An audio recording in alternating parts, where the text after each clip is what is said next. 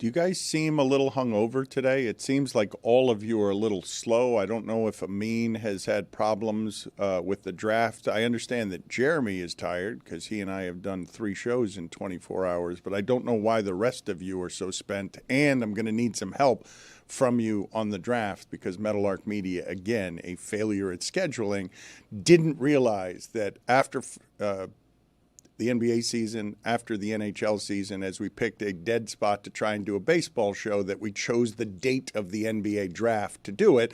So I didn't watch anything last night, The Watch. I wasn't able to see what happened in the draft. Do you guys have the good stuff? Oh, we got the good stuff. Got the good stuff. Just as a word of advice for the future. Say, hey, let's do XYZ on X date. Number one thing. Just Google X date in sports. Yeah, have people to do that for me. Have a lot of people to do that for me. Yeah, I was hoping not to have to do that for myself. You know what they say, though, Dan? If you want something right. Well, that's not what they say. That's not how they say it. You got to do it yourself, Dano. You're missing a letter there on how they say, or a word there on how they say it. It's like there's a stop before, hey, is Kurkjian available? Hey, is Kurkjian's son available? Hey, is Samson? Before you get to all those, far away, hey, let me pick up a phone and reach out to people. Just start with, something happened on that day? Let's get Jeremy to explain himself. He's busy trying to cut up sound of Tim Kurkjian. We went 4 straight hours last night. Thanks to everybody who participated in that. It was great fun. And you're welcome. I actually believe your contributions were really minimal, like surprisingly minimal. Mine? Look, I provided a boost in the beginning. People were like, do I really want to do this or not? The draft is on. And then I appeared. And everyone was like, whoa, let's get excited. He couldn't have done less than Greg Cody. He did somehow do less than Greg Cody. Greg Cody went on bold a strike and did something that was entertaining. And Amin walked into the room, used a microphone that wasn't his, mumbled poorly before the draft, and then left. Like, it was, there was nothing in it. Amin came in, gave us nothing, and then left. It was just his face. What did he say? I broke the news because Dan doesn't pay attention. I broke the news that John Collins picked up his player option, $25.6 million. Wow. And I shook my head in disgust and disbelief at the collection of people, and then I walked out. And that, ladies and gentlemen, is called efficiency.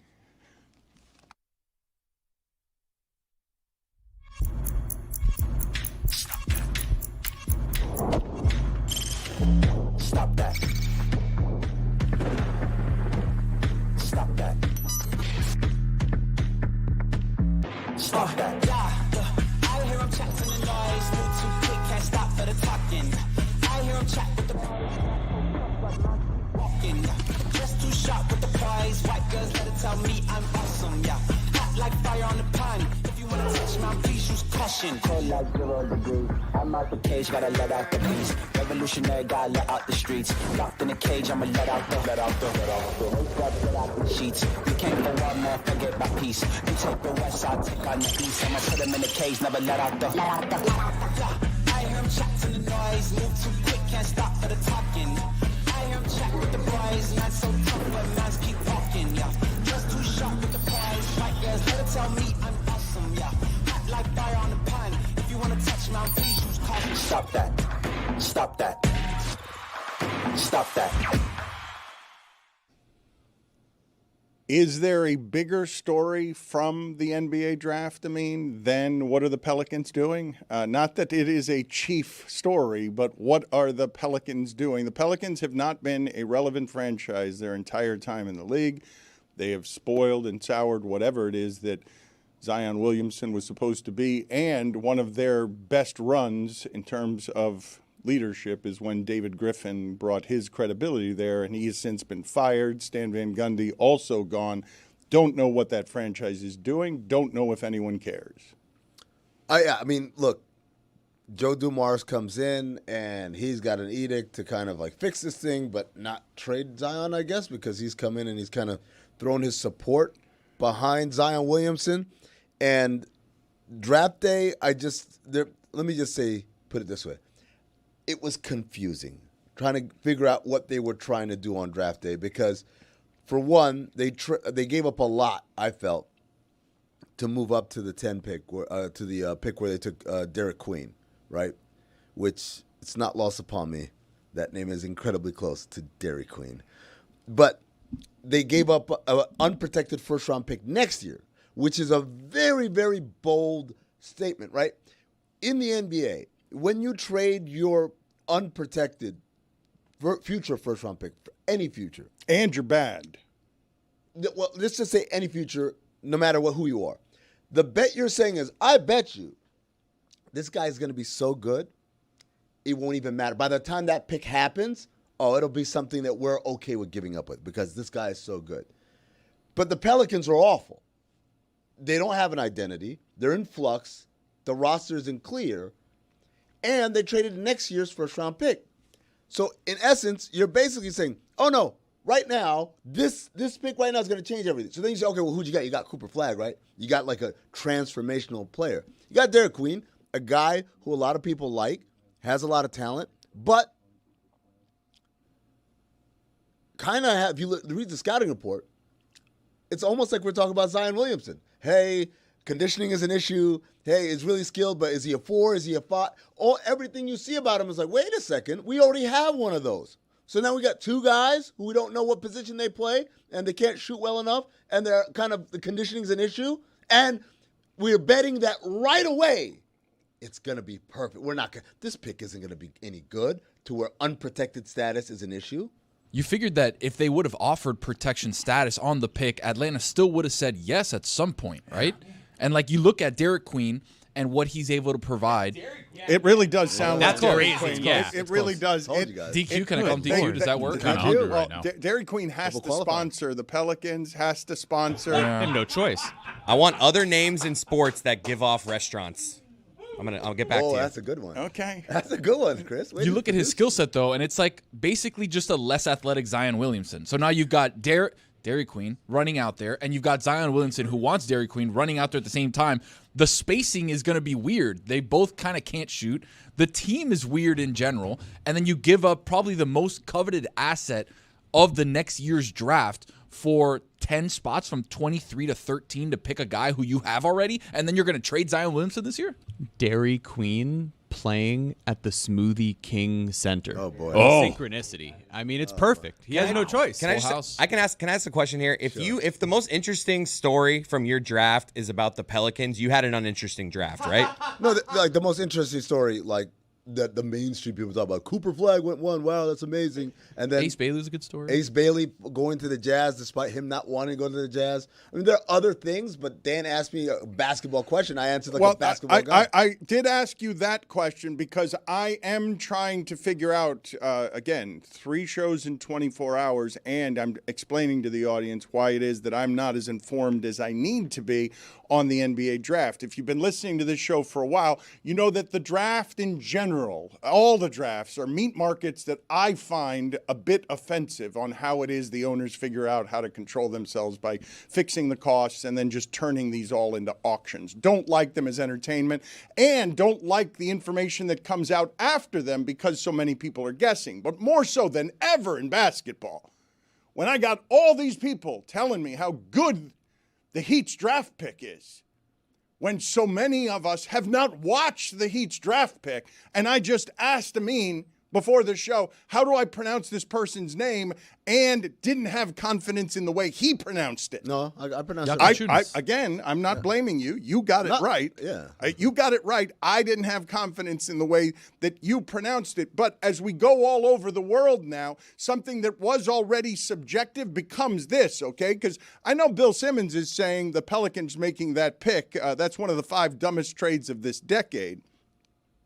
But Jake Fisher is getting roasted because after the Blazers picked Yang Hansen from China, a Nuggets source texted me, Chinese Jokic.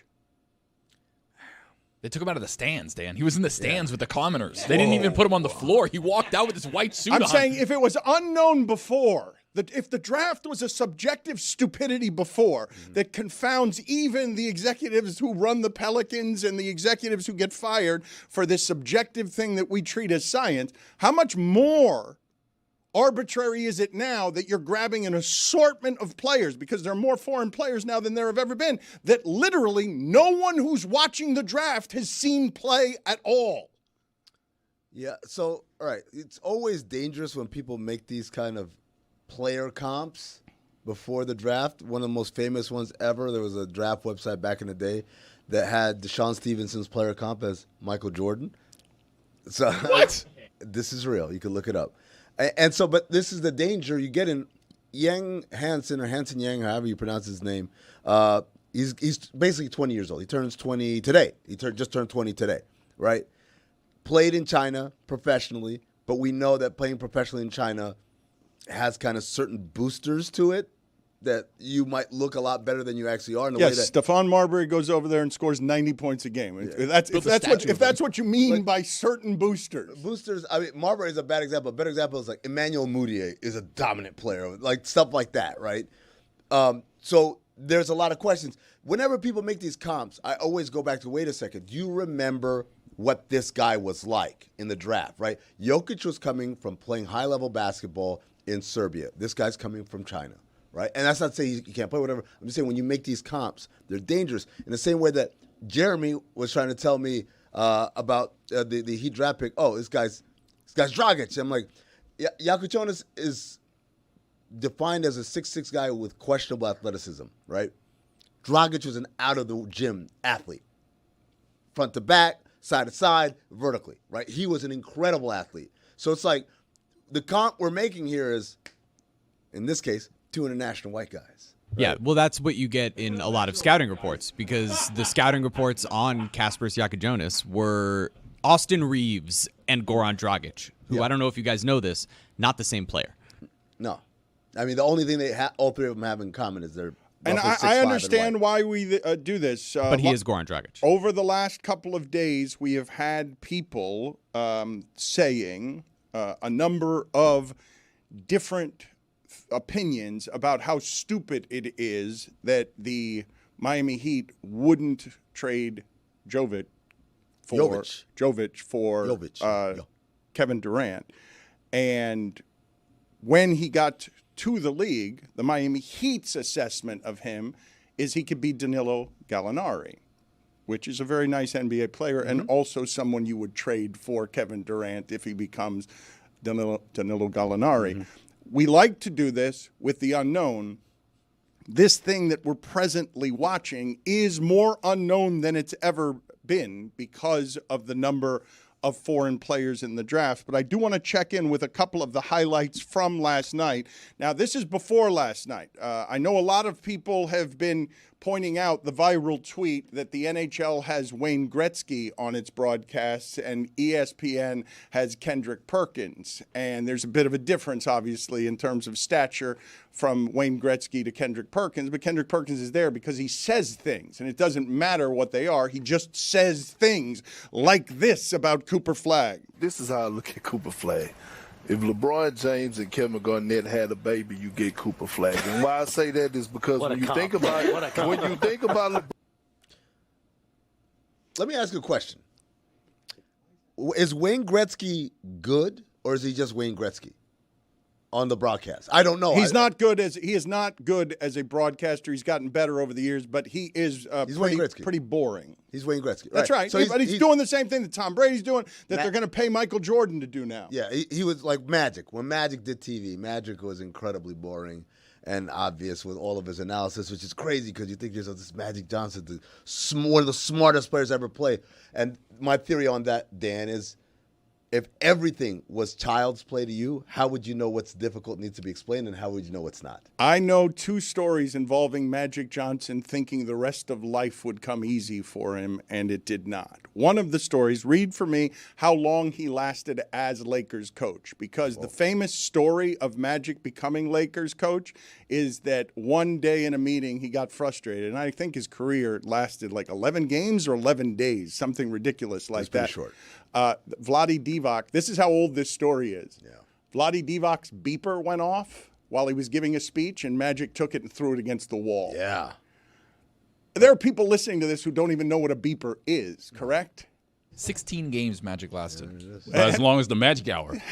Well, this is what I was going to say was my second point. He also had a late-night television show, and it really is a celebration of famous and do you smile well, because he's simply charming. They gave him a late-night show. The ESPN just gave one to Jason Kelsey, as if it doesn't take monster talent to host a late-night show. How long did that last? How long did the Magic Hour last? Talk about cutting the line based on just fame and charisma. He had 16 games as Lakers head coach. That's a pretty good job. Late-night television, those are hard jobs to get. From June 8th to September 4th. So the coaching. I'm not one to talk as I was the, gonna That was say, 1998, by as the way. the host 1998. of the Art of Conversation. I can't say beats very you. much. It beats you. But mine wasn't a daily show, and mine wasn't earned on fame and charm. It was Exactly. just that I worked at ESPN. And a smile. You don't have those either. Don't have anything that makes me You got likable. eyebrows, though. I do have eyebrows, but nothing That that gets makes people. nothing that makes me likable. Nothing. I don't got know fame. how to be likable. You got I don't know how fame. to do it. Dan's got fame. Right, guys? Dan's got He's famous. Yeah. Ballers. Eyebrows. Yeah. He What's used the to end be. game? Yeah, eyebrows. Dairy Queen is gonna be tough to beat, boys. Well, find others though, but like Lanny McDonald. Tony Romo's. Oh, there you go. He's warming up. That's really good. Wait, are they still around? Is Tony Roma still around? On this list that I'm looking at of chain There restaurants, cannot be it's a still Tony around. Roma still around. There's no No, way. there has to be one. There have to be a couple of Tony Romas. Look, I'm Tony on it. Roma's is where I had my first drinks. Oh. Yes, they The place for ribs. They had live music at a place for ribs. It will surprise no one that I was going to live music where they had ribs in college. KFC J. Stroud. Okay, all right. A little stretch. Fine Armstrong, for me but I'm whether with you. Tony Roma's. I believe is there still one in South Florida? There is none in Florida, Dan. We're looking at here 86 restaurants worldwide, with only 10 remaining in the United States. The Wait a chain minute. peaked at over Wait 190 a minute. locations. Hold on. You mean that internationally Tony Roma's is big? It's huge. It's bigger than it is in the United States. You said 76 restaurants around the world. where? Tell me where. We're Look, pulling look up at a that map right now, The Dan. map's Look on at the that. screen. Please tell In me. Sydney. That's not Sydney. Please tell me that Melbourne. the Chinese Jokic has a Tony Roma's that he was going to. Tell me where else. Tell me where else Brisbane. there are Tony Roma's anywhere in the world. There's one in Bangladesh, Japan. There are actually there are 6 Tony Romas in Japan. How about that? Chili's Davis. There's one in the middle of the ocean right there, Dan. Look at that. Duncan Incredible. Robinson.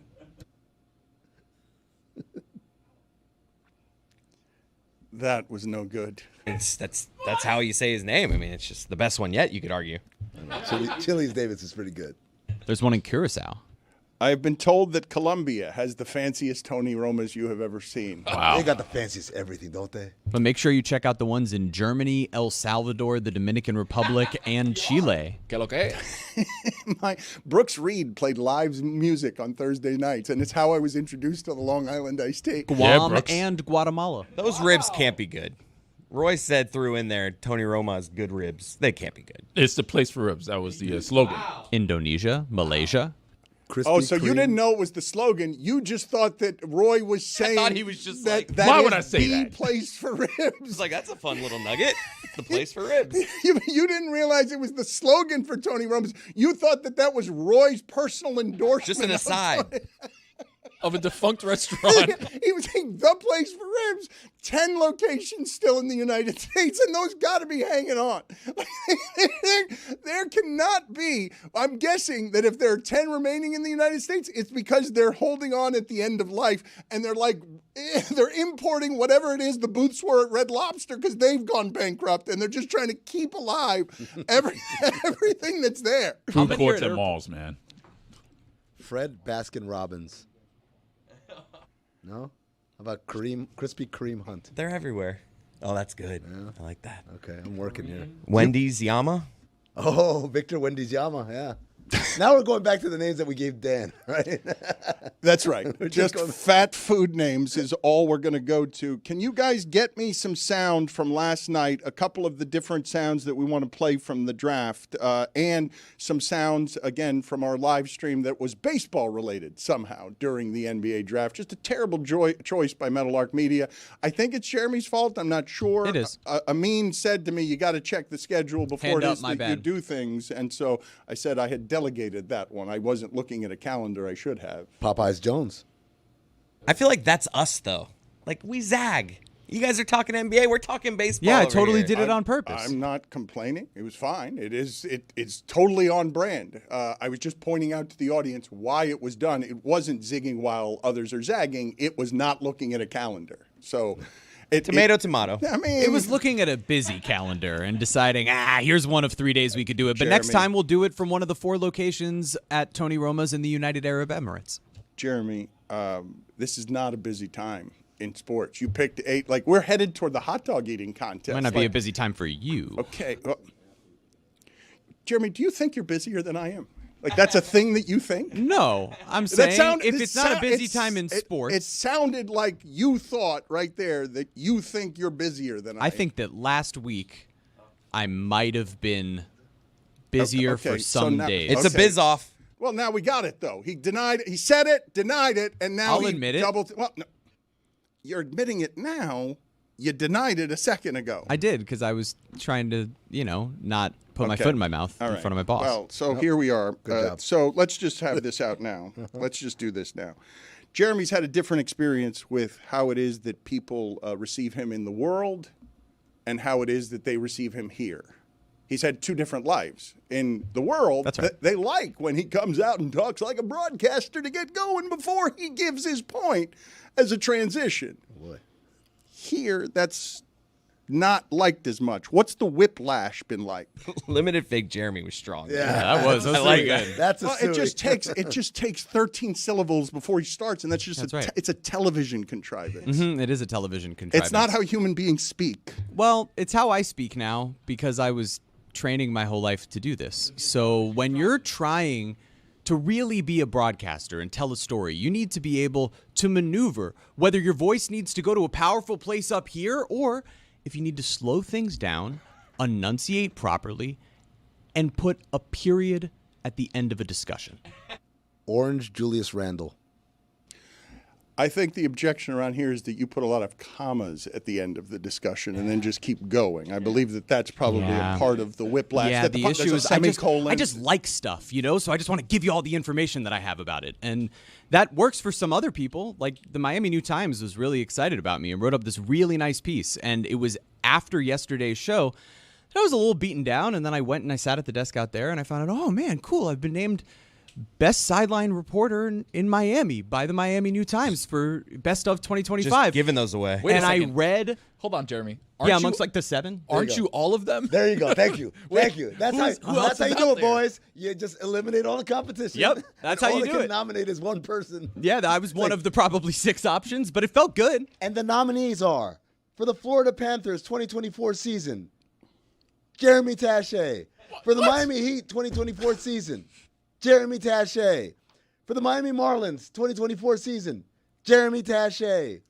And what's for the 2024 season of the Miami Dolphins? Who knows? And the winner is Jeremy Taché. I'm going to read from the Miami New Times. He does have a different experience away from here. They are much kinder. There's more praise. People throw flowers at him. It has gone to his head. If you're even remotely paying attention to the landscape of South Florida sports, Jeremy Taché is everywhere. In a single day, you can turn on your TV to see him on the Miami Heat sidelines or your recommended YouTube page as a mainstay member of the Batard and Stugotz crew, and all over your Twitter timeline dropping interviews of Miami Marlins players. It's like the best episode of Black Mirror. He's everywhere, always, all at once, and that's a good thing. Taché does it all with charisma, professionalism, and a unique South Florida Suns style of energy. He earned his reputation as one of the most versatile voices in South Florida sports media by doing what few can, blending sports knowledge with authenticity and a touch of cheerleader. Touch. It takes 6 people to replace Taché in the workplace, but no one could ever truly replace what he's brought to the Miami media landscape. Was this written by Ethan? Should have said the worst episode of that. Would be the worst episode of Black Mirror, right? Jeremy Taché everywhere? The best episode. Have they not watched Black Mirror? The best episode? Come on, Jeremy. That's a really good That'd be a show. boring Black Mirror episode. That made me cry when I read it. It did? Yeah, it did. It brought, It's it brought nice. an actual tear to my eye. It's nice. Yeah. It's touching, but it's also undercut by Amin's contention that it's just cost cuts all over the industry. AI will replace you soon, and then that's what will be celebrated 7 years from now because you've taken all the jobs. David, Boston Market. Have you guys seen these AI videos, by the way? Like the ones where it's like man on the street? Yeah. Like, Dan, I don't know if you remember this. Maybe like 4 or 5 months ago, I told you, hey, I found the tell how you can tell that something's AI versus real. And you're like, what is it? I said, the AI videos never change their intonation. So it's like Draymond Green in the press conference when the AI alters it, it's just like him talking like this, and LeBron James is awesome. I wish he was my dad. But it's like, it's always monotone like that. I And wish so he was my dad is what you had, That's Draymond how Green? the AI guys do. They always want to make fun of that stuff, right? They say things that are wacky. Wacky, and people are like, oh, did you know what Draymond said? I'm like, this is not real. It's AI. You can tell it's so monotone and flat. And now, in like the last month, It's over. it's over, dude. They've got people. The man on the street stuff is so freaking good. Not only like the language and what they're saying, but just the intonations, the way they turn away. Like, hey man, y'all hit. Like it was crazy. The way I know that it's AI is that it looks too good. The- Right, the like the picture quality. The picture quality's like For a man on the street 9K. video. I'm like, Yeah. nah, there's something up with this. I don't That's like the this. giveaway now. But it's the picture quality is too good. But like just in terms of how it is mimicking human behavior, human speech patterns, the stuff that Jeremy was talking about, lifting his voice, lowering his voice, all that stuff. Man, we're hurtling towards a time where literally I can't trust anything unless it's right in front of me. Well, everyone's going to be me, right? I got fooled by the internet before it was trendy. Yeah. I got fooled by the You were ahead of internet the back curve. when the You're ahead of internet the curve. wasn't very good at Right. fooling people. He's got a Shark point. on the turnpike. Now you're all going to be me. Now you're all going to be me. Your kids are going to be making fun of you because you got fooled by the equivalent of the shark on the turnpike. Wait a second. Are you serious? How'd it get there? It's going to be less lonely then. I will tell you that I felt a little lonely last night as everyone was enjoying the 3 players they could name from the draft, and Jeremy and I were here alone with Robert, the IT guy. As the Codys were bowling, and Greg Cody said he couldn't come in, but he didn't tell me why. He just said he had a Wednesday thing. And then Not lying. Then I learned, of course, Greg Cody would choose the bowling league. Chris, this is his priority now in life, correct? There is nothing that's getting in the way of your father bowling on Wednesday nights, correct? He's the first one in the group chat on Mondays. I'm in Wednesday. Right away. Oh, I love that guy. He's I don't need it Monday. Let me know Tuesday, maybe No. Wednesday morning. Monday morning, he's like, I'm in this week. Who's in? He'll give like a rah-rah speech. Like, we got it this week, boys. I love that. Sometimes our basketball group chat of the team that we play on Thursdays, sometimes people trickle in Thursday afternoon, like, I'm in. I need the guy, hey, Tuesday, I'm already lacing him up. I'm running around. I'm ready to go. But late in life, it's been interesting to watch, Chris. Your father cares about very few things. It's beer and himself. That's the list. To see bowling added where it seems a priority in his life, and it's the perfect priority. Well, bowling has beer. That's right. That's the key. That's correct. It's instead of beer in the garage, it's beer and he can throw things and watch things break and scatter. Like, that's what the whole thing is. Last night we did a lot of looks like with Tim Kurkjian as part of our celebration. One of the best ones we got was Adam Silver and Scott Van Pelt look like a 7-10 split in bowling. And also good there because people were pairing the two is that Adam Silver looks like Scott Van Pelt 15 seconds after someone has opened the Ark of the Covenant. I laughed my ass off on that one. That was the 10 seconds I saw. I turned it on. I was like, let me see what the boys are doing. Like, SVP looks like SVP touching the Ark of the Covenant. I died. Then I turned it off. That's art. Whoever came up with that one, that is art. We had a number of good ones. It suggested, I saw a lot of them, so it suggested that we're going to be able to do that tournament again next year that you guys missed so much. But you speak of AI. I got caught in this recently. You tell me how fake this is right here and see if you can tell me what the controversy was that was created by this fake thing. Here's how this NBA analyst just told Michael Jordan to stay silent during his new NBC gig. And Eddie Johnson wasn't having it. Now, Dan Lee Batard shocked fans by saying he has zero interest in hearing Michael Jordan speak on NBC's NBA coverage next season. Now, that take didn't sit right with former Phoenix Suns star Eddie Johnson, who fired back with sarcasm. mocking Batard's dismissal of the GOAT as he said, Dan knows more about basketball than MJ and does not want his opinions on anything. This is the USA 2025. Scary. What do you make of this? Batard's always going to be tough for AI. Batard. That's the part about the USA in 2025 that's scary. I agree with him. Batard. How I dare you, mean, Dan? there is very little anywhere in America or elsewhere that would be dumber than the idea that I know more about basketball than Michael Jordan. So I would say yes, that is. I worry about America as well, that is out there and that the AI machines are feeding on it and they are putting out into the world that I want MJ to shut up and dribble when no, I want MJ to just speak and say things that are interesting, which he never does. I don't want him to shut up and dribble. I want him to dribble and talk a lot. Like I don't want him to shut up. I want him to just say things again and again and again, but he won't. And as a broadcaster, he'll be Tom Brady and Dan Marino who don't say anything. The CEO of the company makes ChatGPT said the worst thing you could do is trust ChatGPT. Like, Excuse me? Like, Yeah. what do you mean? I learned the other day something I did not know. I mentioned it to you guys. You don't need school, and kids are going to throw away all of their parents' money at school by just cheating their way through college by using AI. In fact, I shouldn't say are going to. They're already doing it. They're already devaluing the college experience by inundating the professor with a bunch of things that computers wrote. This is a quote from Sam Altman. Quote, people have a high degree of trust in ChatGPT, which is funny because it hallucinates. It hallucinates, ladies and gentlemen. I also don't like that. Let's keep a pin in that. What by does the way. that mean? Keep a pin in that. It means you should not be trusting this thing for information. Well, yeah. Which is like you're saying, oh, people are wasting their money sending their kids to school. No, kids need to go to school to know when the AI doesn't know what the hell it's talking about, because what AI is, ladies and gentlemen, is just an aggregation of all the dumbass opinions that we've already had.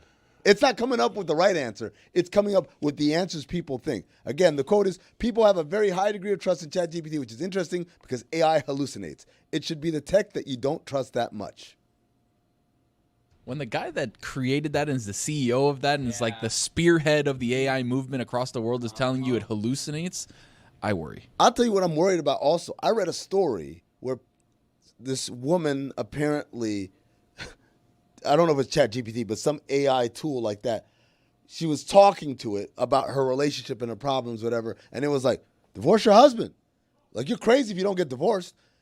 And it struck me, not that AI would make that suggestion, that there are people out there who are talking to like ChatGPT and Gemini, Google Gemini, asking it, what should I do with my boyfriend or my girlfriend? Like, what's happening here? There's people who have left their families for their AI partner that they've created and confided in. There's people who have been convinced to die by suicide because they were confiding in this AI machinery that's then telling it, sounds like you don't really have a choice. There was a guy who's a meth addict who, no joke, was confiding about the issues that he was having with struggling against staying sober, and it told him, you deserve one hit of meth this week. Yeah. These are all stories that have been reported in reputable papers. It's insane what's happening there, and what it is you're right. Kids don't know how to find real information right now because they're relying on ChatGPT. When we were kids, it was the emergence of Wikipedia that was the big issue because we just needed to make sure that sources were cited on information. So we all knew to go down to the references and be sure you could from there. References. This is a totally different element. I am disturbed by the information and darkness that Amin is spewing with a giant smile on his face. Like, this is just horrifying, scary stuff that the computers are, with our help, with our assistance, as all of the people who have made these computers say, please be careful, they learn too fast and they're going to destroy humankind. All of them say this. Amin has the right attitude where he gives you the dark information with a giant smile on his face that is frozen in terror because the robots are coming. My kid was fascinated that I knew how to do sines and cosines of angles off the top of my head. Like, without a computer or calculator? Your kids are Arnold Schwarzenegger? Yeah, that's true. You went to Georgia Tech. You should be able to know how to do that. No, everyone who does trigonometry should be able to know to do that. They're teaching them right now. Oh, just put it in the calculator. Kids can't write cursive now, right? Cursive has died. That one died a long time ago. Cursive, Yeah, a long time ago. Yeah, a long time ago. Long time ago. There are kids graduating high school now who never wrote in cursive in 3rd grade. I was like the tail end of having to be taught cursive, and I was terrible at it. And my assertion all along, which I turned out to be right, why the hell are we trying to make things harder to read? Could never figure out that Z. Like, why we're trying to communicate via the written word. Why are we trying to make it look harder to decipher? Is that an S or is that a When A? did cursive die? There was not a memo. When did that die? K looks like an R. What other things ended up dying? Again, during the NBA draft last night, in which people knew the names of 3 or 4 players, we were doing something different. We were, I'm going to say, watching the baseball games, but we didn't actually watch any of the baseball games. They were all on in here, and I didn't see almost any of them. But we did have a good time. One of the highlights was Tim Kurkjian, as he's known to do after dark when he's got a couple of pops in him, just going crazy. Look at me. I married a hooker. I got no front teeth. What? Okay, that might have been more fun than the draft. Yeah. Again, snippets were great. What do you mean snippets? The Snippets, hold on a minute. That feels undercutting. No, because I saw in snippets, and snippets, they were great. He's co-signing. Exactly right. Thank snippets. you. Cosign. Okay, well, just play that again, please, so that people can understand that this is Tim Kurkjian just going biographical and just telling us about his life. Look at me. I married a hooker. I got no front teeth. What? I didn't know that he had veneers before that. That's when I'm learning that Tim Kurkjian has fake teeth. Mike Ryan hadn't reported that he happens to know. I'm just learning about the divorce. Let's say, is Jeff? How does Jeff feel? It wasn't a divorce. It was his first wife. Oh, so a change of professions. This also happened with Tim Kurkjian last night, where he was very proud, unbelievably, of his very limited movie knowledge because he correctly got a movie question right with Adnan Virk. He was feeling himself, and then this happened. This director is known for movies such as Taxi Driver, Raging Bull, and Goodfellas. Well, it's the greatest director of all time. It's Adnan's all-time favorite. You forget his name? I forgot his name. No. No, Timmy. Stick the landing. He was so confident. This is so bad. Adnan has told me 1,000 times this is the greatest director ever. I've been there. You just lose it. Adnan was the coach running on the sideline, celebrating the touchdown run, and then Kurkjian just fumbles it. Yes, Leon Lett. The other thing that ended up happening there is that I learned later that the Kurkjians are cheaters because the only way he got the name is because his son, his producer on his own podcast, Is This a Great Game or What? I urge you to support it. It is very good. It is lovely. It is innocent. It's from a different time. These two people sound so much like each other, love each other so much, and unlike my father on Highly Questionable, enjoy working together. I need to see the pins. We need to see the pins, Chris. Nah, we'll hear the pins. All right. Oh, look at that form. That's look Greg at that Cody. Form. Yes, no. I have no idea what We don't know what he did. No. We couldn't even. I guess it's a strike. I guess. Okay, he bowled a strike. Is he wearing boat shoes? Did he bowl a How strike? about me? How about me? Oh. Woo! All right. Wow. Thank you for joining us, Greg. We appreciate it. Thank you. Hey, how about that baseball game? Huh? I mean, are you still claiming that you gave the broadcast more last night than Greg Cody did? Because he bowled a strike while we were watching. Was he wearing bowling shoes or boat shoes? I couldn't tell. Bowling shoes. Rentals or he owns his own? Well, he wears the boat shoes to the bowling alley, puts on the bowling shoes, and then wears No those. socks to either. Yeah. No socks in the bowling shoes? Got to get good grip on the bowling shoes Yeah, with those I toes. don't think he wears socks. No! Yeah. Why? No! There Come on, are guys. other disgusting human beings like Cody who have put their what is his name? Nosferatu. Nostradamus is what I made him. You're close. Nosferatu feet in the bowling shoes. You can't do that without socks. You're worried about other people? who wore that. I'm worried for other people. He put his gnarled ass foot in that shoe, and then they hand it back. You think a little bit of spray is gonna take care of that? Guys, this is a league bowling. You think he's not? He has the shoes. Oh, he owns his own. Those are his shoes, but it's still gross. I mean, it's still gross. Oh, what are we doing? And it's just like you jaundice. Get his foot out of there, guys. Put it on the poll, please, at Batard Show. Would you ever wear any bowling shoes without socks? Is this here? Is this any one of these countertops? Because I don't want to touch anything now. Was that the Clevelander, I believe?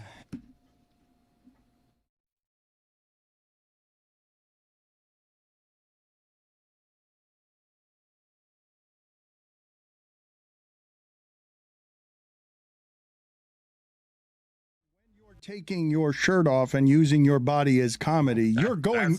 That's Florida, bro. You're going maximum Florida, man. That's Florida.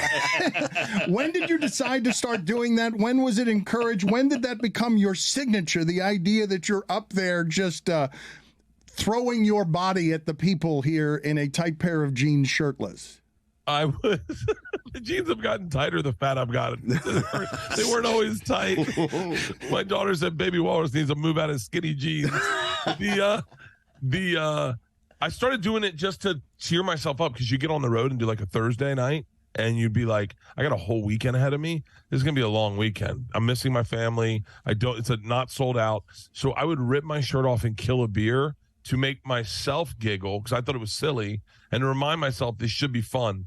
And then one night I was in Columbus, Ohio. I ripped my shirt off and killed a beer. And then something happened in the room and I forgot to put it back on. And one of the comics I respected was in the back and he was like, bro, you just did a whole hour with your shirt off. And how does this work with comfort with your body? Because not everyone can do that. You're the first to be doing that. Not everyone is comfortable enough with their size to be in front of thousands of people shirtless like that because it is funny. It's interesting because I have this reverse body dysmorphia. So like I heard a story, secret time. Obviously I'll tell you, but secret time. I heard a story that Chris Pratt was a fat kid growing up and that someone told me like he'll always be fat in his head. No matter how great of shape he is, he'll always think of himself as a fat kid. I was in shape as a kid, and so I do not see myself fat at all. As a matter of fact, I think in Razzle Dazzle, I look low-key jacked. I think I look better than I've ever looked. My shoulders, dude, look at my shoulders. You are jacked. Oh, yeah. You got some cuts right there. You see it there? I mean, I'm feeling good. I feel great about my body. The new Netflix stand-up special, Razzle Dazzle. Oh, look at that! Look at that! Bert, stop making those Never show your belly button. Yes. Do that thing where you're... Let's increase your female viewers. Make your boobs move. This is a body you can get. Razzle Dazzle is the stand-up special. How old would you have to be? What is the age if I came up to you and said, Bert, you're not going to believe this, but the new movie, Machine, it's in theaters in May, and Razzle Dazzle, a Netflix special, is happening. At what point in your career, at what age would you have said, yeah, that's a possible dream? Oh, 50? Where I am. I didn't think any of that was going to happen. Listen, I got to be dead honest with you.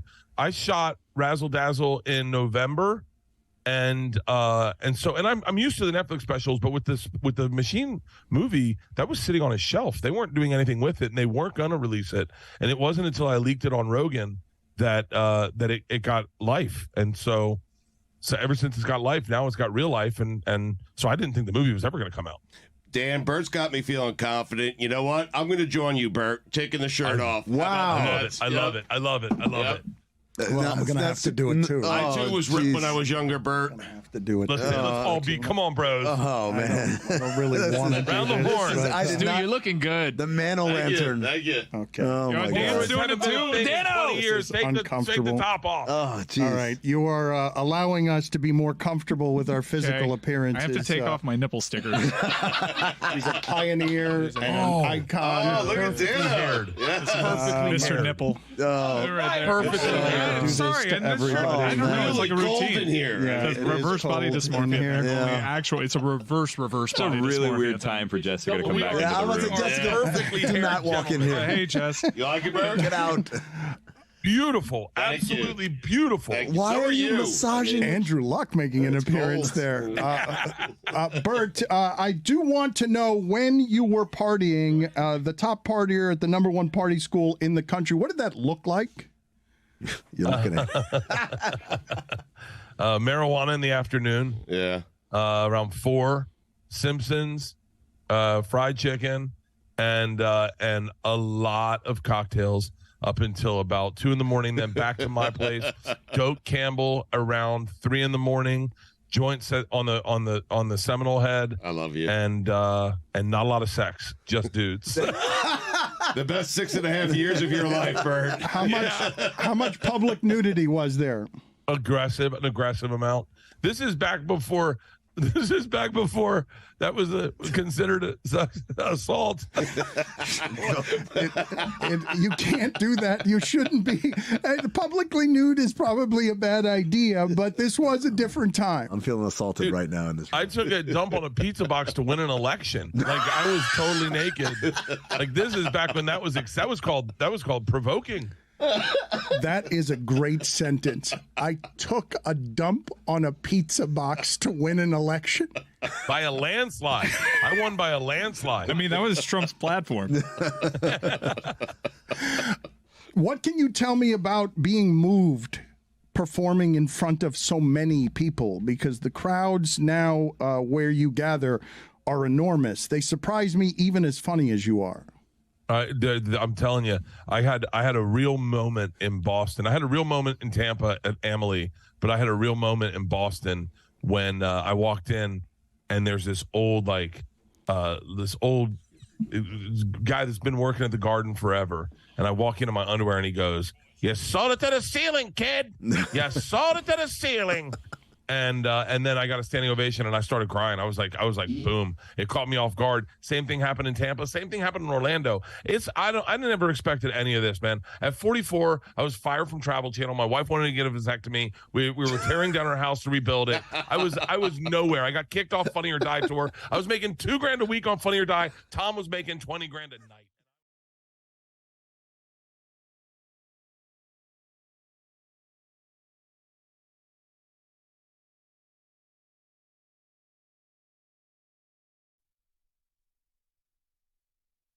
This episode is presented by DraftKings. DraftKings, the crown is yours. What do you guys make of the reporting from Brian Windhorst that executives and agents were calling him making fun of the Nets draft picks as the draft was in Brooklyn and they took all guards? They had 5 picks in the first round and just kept taking guards the way that Stugotz has suggested for years that NFL teams should just take quarterbacks in every round until they find one. What do you make of that from last night? Again, in an industry that is doing something last night that is highly unscientific, that is really super subjective, a lot of people think that they know that the Nets and the Pelicans don't know what they're doing. And those people get to say something, without anyone ever remembering that they could be wrong because of how long it will take Brooklyn and New Orleans to make them actually wrong. So it's one of the reasons that this thing is such a wonderful feeding frenzy for the media. It's got no accountability in it. Mel Kiper every once in a while will bring back stuff that he said because it sticks, but I assure you that anything said last night making fun of the Brooklyn Nets is not something that's going to be resurrected 3 or 4 years from now if the Brooklyn Nets are ever any good. Well, I think the Nets are in a different situation, right? They took a bunch of guys. I guarantee not all of them will be reporting to camp. They also got Danny Wolf from Michigan, who I really like. I think they've got room to throw shit at the wall and see what sticks. The reason why people like me and Tony and some other people are like, New Orleans, what are you doing? Is because they instantly put a bet on what they did, right? They said, hey, we're going to take this guy. Oh, by the way, how confident are we that this is going to work out? Immediately next year, unprotected first-round pick. And that's the part that makes it egregious. That makes what you're talking about is right. There's no accountability. But guess what? For the New Orleans Pelicans, within 12 months, we're going to have accountability very quickly. Yeah, but those people have accountability, and they lose their jobs because of that accountability. The media can just have a frenzy, not know who the players are, not see any of them play, not watch them because they're foreign, and then all of a sudden have very strong opinions about whether your team did what it was supposed to. It's one of the reasons I hate the NFL draft, that the day after, I don't know if my team's any better. Like, nobody knows if their team's any better, and it's just an exercise in annual stupidity, but everyone loves it. So I sit alone on an island of sports, as I often do, like I was last night, super lonely, watching baseball games with Jeremy instead of the NBA draft. All the 13 Brooklyn Nets fans that are out there are probably not even thinking about, like, what this team could be. They're trying to figure out who these guys are, right? Like, you got a guy from Israel. You're like, who the hell's this guy? They had to pick top 8. And they picked a kid from BYU who's a decent guard, but like he's a guy that you're gonna have to project to be something good like later on. They had Malawatch right there. They had the kid that the Raptors drafted, Colin Murray Boyles. Like, there was players that they could have diversified their draft stock. Instead, they got 9 guards and a big who plays like a guard. And it's like, what are we doing? The reality though, Tony, is that even if they got one of every position, they got a point guard, a shooting guard, a small forward, a power forward, and a center. 5 first-round picks.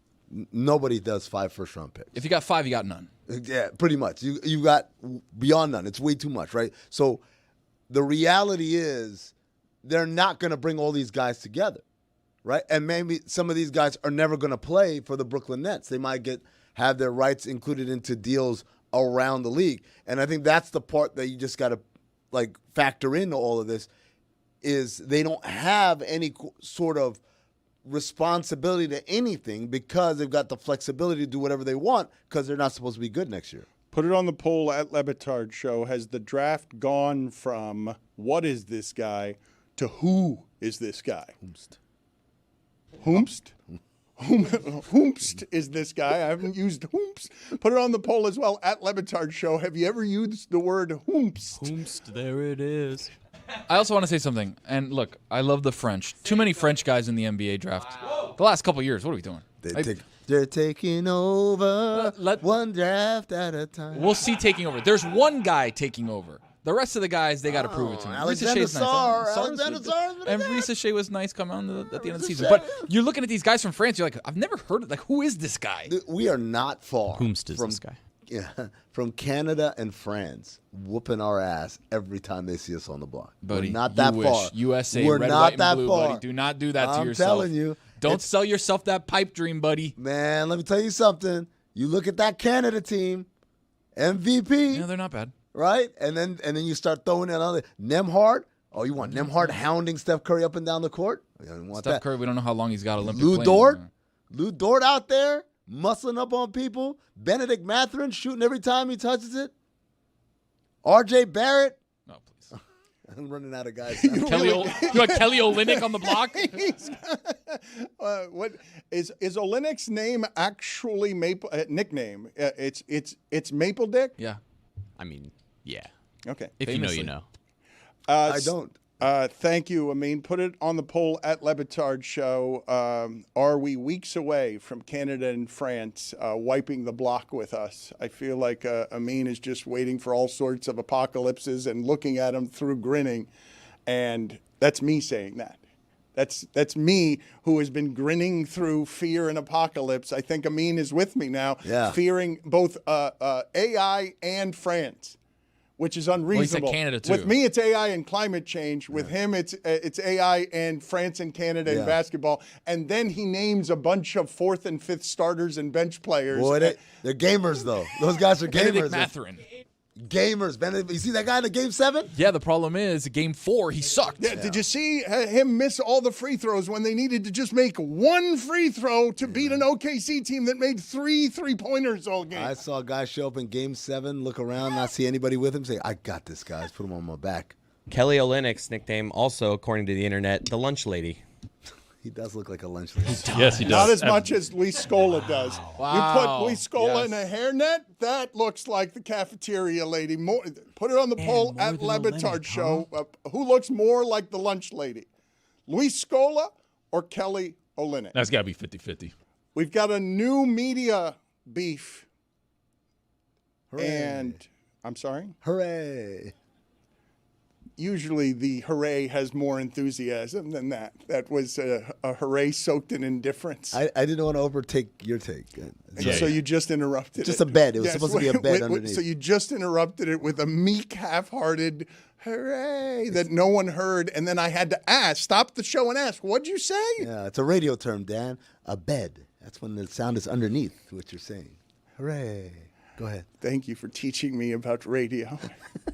Doug Gottlieb has called Pablo Torre exhausting, and what you guys are nodding on that in agreement. I'm just listening. I'm listening. Wait a minute. Yawned just thinking about Chris, Pablo. you Every yawned. person perked up.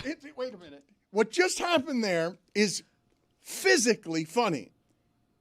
I said Doug Gottlieb has called Pablo Torre exhausting, and Chris Cody, looking exhausted, yawned in my face That's what Pablo does to me. while nodding that, yes, confirming that he sides with Gottlieb in this beef. Dan, I felt like the gif of the woman with tasting kombucha for the first time, where he said Doug Gottlieb. I said, oh, and he said, has called Pablo Torre exhausting. Oh, maybe.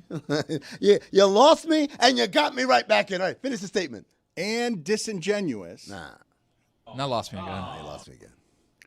After his recent episode, Pablo Torre finds out where he produces 61 pages of documentation that the NFL and NFLPA do not want you to see about how all of these people colluded because, whoa, Deshaun Watson got a lot of guaranteed money. We can't control ourselves. Let's cheat, all of us. Let's all cheat because we don't know how to control ourselves in a bidding war when there's a quarterback available who may be like right on the cusp of being a criminal. What was his second highest bid for Deshaun Watson? I'm curious. Has anyone ever asked There that were many. question? There were bids. There were many bids to get him to that guaranteed money. But this goes on here. Quote, Pablo Torre as a guest is amazing. Pablo Torre as a host at times can be a little exhausting, and I'll tell you why. He's way too smart to be talking about sports, and he's searching so bad for that aha gotcha that I think he's being disingenuous or he's frankly misusing the idea of collusion. Gotta digest that one. So he's misusing the idea of collusion by being too smart to talk about sports and grasping for an aha moment. Is Gottlieb still doing the daily show that LeBron made fun of him for doing while he was making fun of a school that he didn't think he had to prepare that much for, and then he lost to that school as part of like a 19-game losing streak because Doug Gottlieb, I don't know what their record was at Green Bay, Wisconsin last year. They won like 3 or 4 games, but he was also doing a daily radio show. Out of Green Bay, Wisconsin? Really?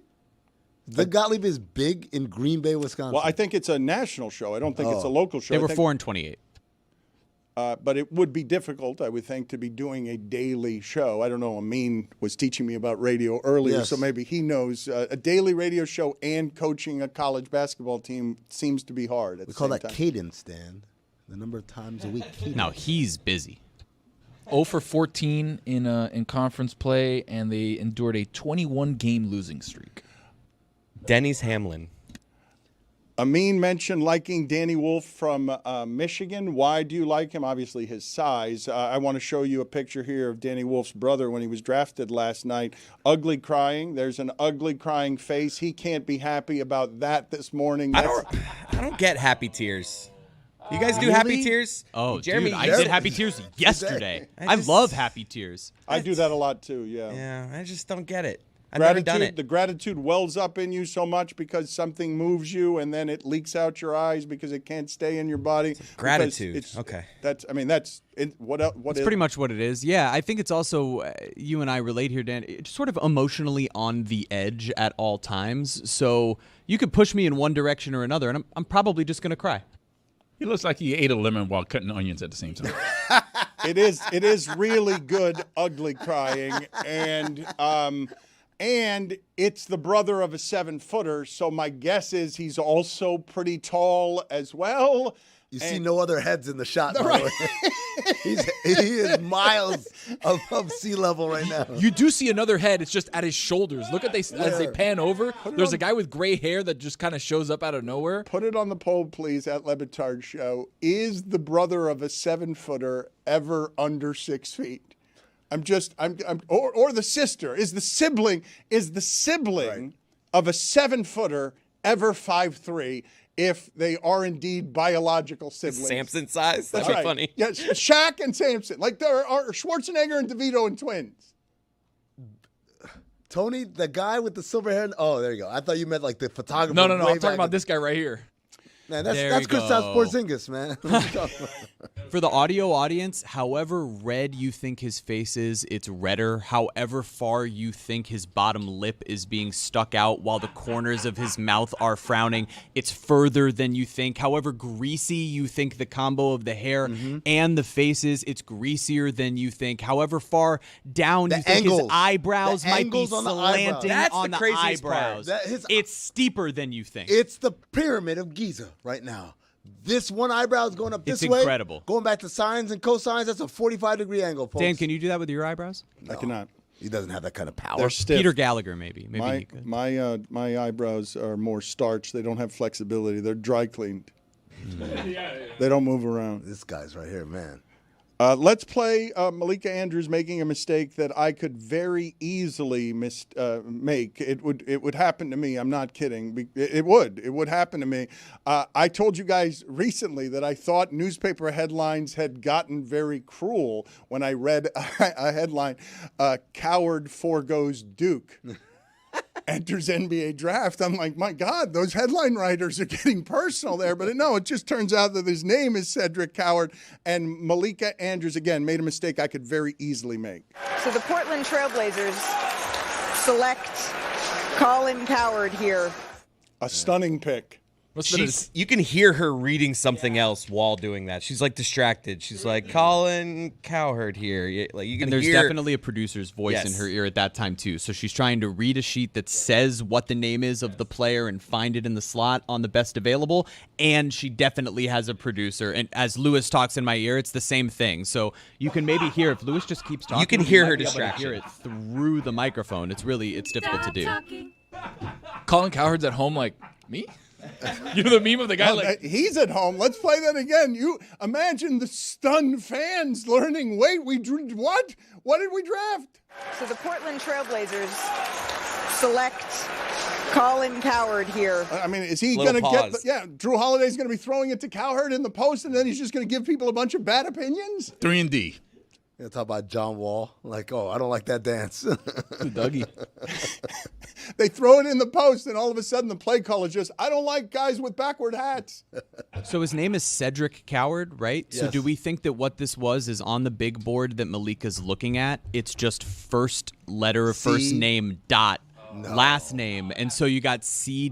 Coward and maybe brain autofills with Gotta be Colin full Coward names there? on there. No, Because no. nobody TV. knows any of these I just people. don't know. I mean, Jeremy, maybe her own notes. Jeremy, this is TV. They're handing you a full name with a pronunciation in case you don't know how to say Coward. I know how to so you do don't TV. say. Damn. Miami New Times sideline reporter of the year. Amin is teaching people how to do radio and television today, and nobody wants it. Nobody wants it. I've got to think that Cedric Coward has at some point considered changing his name. No? Put it on the poll at Le Batard Show to Bill Coward. If you are an athlete at Le Batard Show, if you are an athlete and your name is Cedric Coward, do you think about changing your name? And then the next poll, do you think about changing your name to Bill Coward? I think Malika just got caught up because a couple picks before, Colin Murray Boyles got picked. So there was a Colin already floating in the ether. The next pick was Kaman Maluwach, which is a mouthful, and you're trying to figure that out. And then the next guy, you're looking at Cedric Coward, and then all of a sudden, Colin Coward comes out of nowhere. There he is. By the way, you say that Cedric Coward should change his name. There was a guy who played for the Nets a couple years ago whose name was, and I quote, David Duke Jr. And they asked him, you want to call it Davey? And he's like, nope. And they said, you know who David Duke is? He's like, yeah, but I'm going to be so good, I'm going to change the perception of that name. That was his outtake. Nah. Yeah, exactly. Where is he now? I don't know. Running for governor. How good would he have to be? Speaking of where is he now, there was a player last night, and you helped me here because I've heard about this, but I have not seen it. So I've just been told, and this is just B-roll, so there's not going to be audio with it, but that somebody was drafted by Toronto, and you know this is something that is true here. I mean, a lot of times American players, and this is why Toronto and Vancouver a million years ago don't get many of the free agents. A lot of American players don't like the idea of being removed from America and having to go to Canada. You tell me whether this is going to a bad team or a country that he doesn't want to go to here, Amin. Yeah, he gets up and he shakes his head, buttons his thing, and says, "Oh!" He mutters under his breath, "Bleep." It's just, and that is not happiness, correct? He's buttoning his jacket, and it's like, "Bleep." This is a moment for all time. This is a lifetime dream. Bleep. I'm not happy. That is sheer disappointment. That you can't.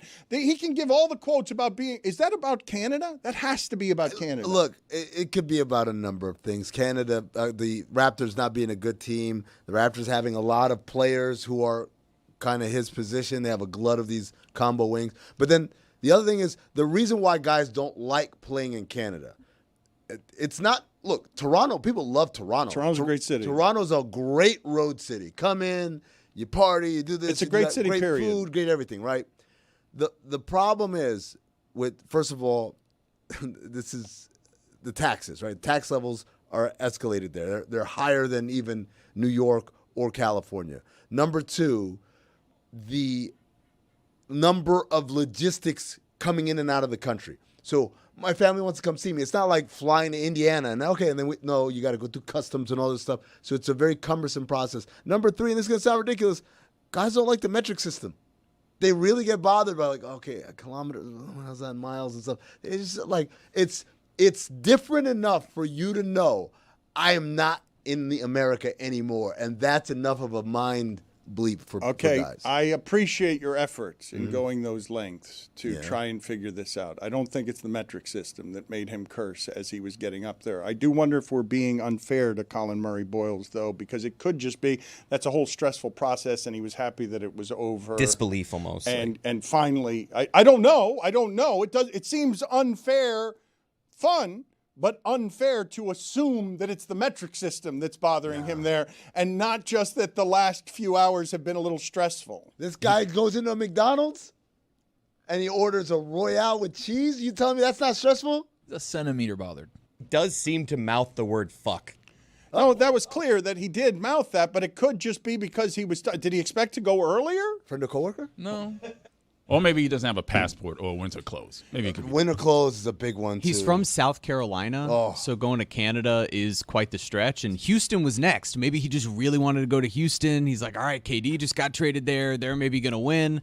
And now he's going to the Raptors. A bunch of guys at his position. Different thing. In his mind, it's like being sent to St. Bonaventure or somewhere like that to spend the rest of your days. Just a cold, icy tundra. Everyone here sides with Doug Gottlieb over Pablo Torre. Is that something that just happened? Pablo Torre is doing important reporting. He's doing good reporting. He's one of the last people out there actually doing some of the work required, and he's getting some awards, but he's also getting some blowback. And I think it's because it's Pablo Torre. I think if it was somebody else reporting this, it wouldn't be received the same way. It's real journalism. It's real news breaking. Oh, so-and-so's about to go. That's not news breaking. That's news breaking what Pablo does. But it makes me wonder, and this is a larger conversation. I know you guys are tired of hearing me talk about it, but at least some of you are here in part because you line up with some of this show's principles and, frankly, your relationship with the show, if it goes back 20 years, you care about some of the things that we care about.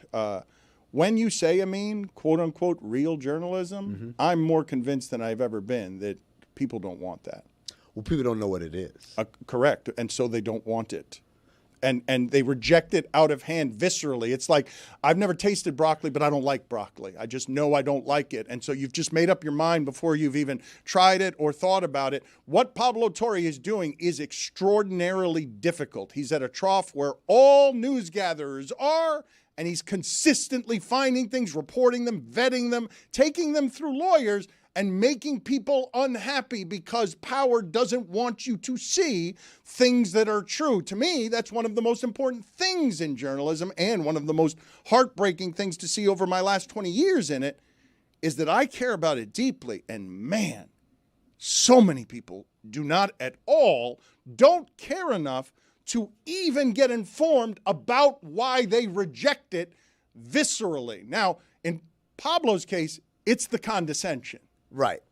And that's why I wanted to stop you, because I don't think it's against all journalism. I think it's Pablo specifically. For instance, you never hear people talk like that about Seth Wickersham, who I think does the same kind of excellent reporting. But he's not getting the attention that Pablo presently is, where Nick Wright's looking around and saying, I don't get the big deal. Why is everyone writing about this guy and talking about this guy You know now? why, though, right? Because Pablo, over the last year, has done a lot of the great reporting, including whether the hotel in Oklahoma City is actually haunted or not. And whether Giannis is missing free throws on purpose so that the fans could get free chicken. Incredible reporting. Those are Incredible great journalism. episodes, by the way. Great Awesome episodes, thank you. Peabody worthy.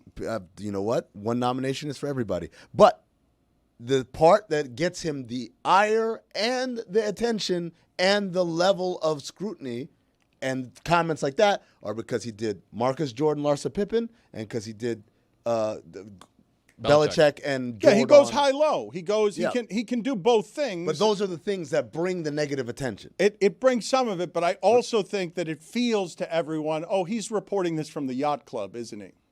That's the issue, right? It feels like he's like on a high up castle and being like, you peasants, I will let you know what you need to know. And then we're like, wait, what? I can read this in the tabloids. Yeah, like what if I reported it? Then it'd probably be received better, right? New Times. They would say, well, he's everywhere. Look at You him. you can't do that with the work, though. The work ought to be able to speak for itself. And what I'm telling you is, if the NFLPA and the NFL doesn't want you to see it, and Mike Florio's out there, Mike Florio is connected, and he can't get to this story, and he's trying to get to this story. Pablo Torre is finding out things that other people aren't finding out. It's a valuable service, and I don't believe it's the message that people are objecting to. I just don't know. I believe it's the person, just to the degree that people are objecting to it, because it's getting a ton of applause and should. Can I pitch an idea? Perhaps we can even turn this into content. Pablo Torre makeover. Right now, he's detached. He's unrelatable to the common man. He's a Harvard grad from New York City, the very embodiment of a liberal elite. This is what we do. We take Pablo to Oklahoma City for a month. Get him some regular people clothes, working folks clothes, maybe some Wrangler jeans. Some Dickies. Go to the boot, scoot, and toop, or whatever the hell that shit is called, right? Work boots? So you now have him line dancing in work boots? And drinking strong American beers like Busch, right? Miller Lite. Miller Like Lite. Miller Excuse me, Light. Miller Like Light. Miller Light. Miller Lite. You know what? Hold on a Yes, second. I'm okay. sorry. I was Just on a roll. forgive me. And, Hold on a sometimes- second. Hold on. He was right, though. Bush International Airport is what I was talking about. Major asshole. You fly to Houston, Out. and then you Not drive. another word! Like, that's the most egregious of offenses. Out! My God. Don't bleep with the money, I mean. He was onto something, though. No, he wasn't. No. We make Pablo relatable to the common man. We put him in some basketball shorts. We put him on some sandals. Let him walk around. Not this is the jeans, all the stuff that he wears, all these fancy things. Come on. You guys have the right idea, and I do believe that we should have a game show where we try to teach Pablo how to be more likable. I will have to recuse myself. I know nothing about how to do that. Don't worry, I'll help. Everyone else thinks I can help. You You Mike just don't should think do I it. can help. You, me, and Mike should do it. No, everyone That'd be else thinks great. I can help. You're the only one who doesn't think I can help. I don't believe I'm the only one. And you've convinced this whole audience I can't help, but I can help. Other people think I can help. Was that helpful? I mean, I don't believe that you or me should be teaching Pablo anything about likability. Common man, I don't think of you and Jeremy as like the number one common guy. I have asked people. I've never taken any classes. I've never done anything other than pay lip service to some of this. I've not taken an action to be more likable. But you have heard my lament over the course of 20 years here on this show that hasn't improved any, which is, I know my message is okay. It's the messenger that's the problem. Like, it's my tone, it's strident, it's obnoxious, it's emotional, it doesn't get any better, it yammers, it thinks it's right. It's all the things Pablo is. No one in the media's history has ever been more like me than Pablo. And so I am here. I've already taught him everything I know, and this is the circumstance. He has all of the information that I can impart, and the result is this. What is in front of you reporting from the yacht club. Why hasn't he listened to Reali? I feel like he could give him good advice. I don't think it's that easy to teach likable. I think it's really hard. I would say that I told Reali this the other day. I think we said it during the South Beach session that we did. His greatest gift is likability. It's what makes, like, of course he's good at television. He's very good at television. But people don't leave Reali not liking Reali. I'll tell you this about somebody else, too, because I was talking about this with Eduardo Perez last night during the live cast, this live stream that was baseball while the basketball draft was going on. Tim Kurkjian is the rarest of media entities that has fed all his life off of baseball and clubhouses, and no one has anything bad to say about Tim Kurkjian.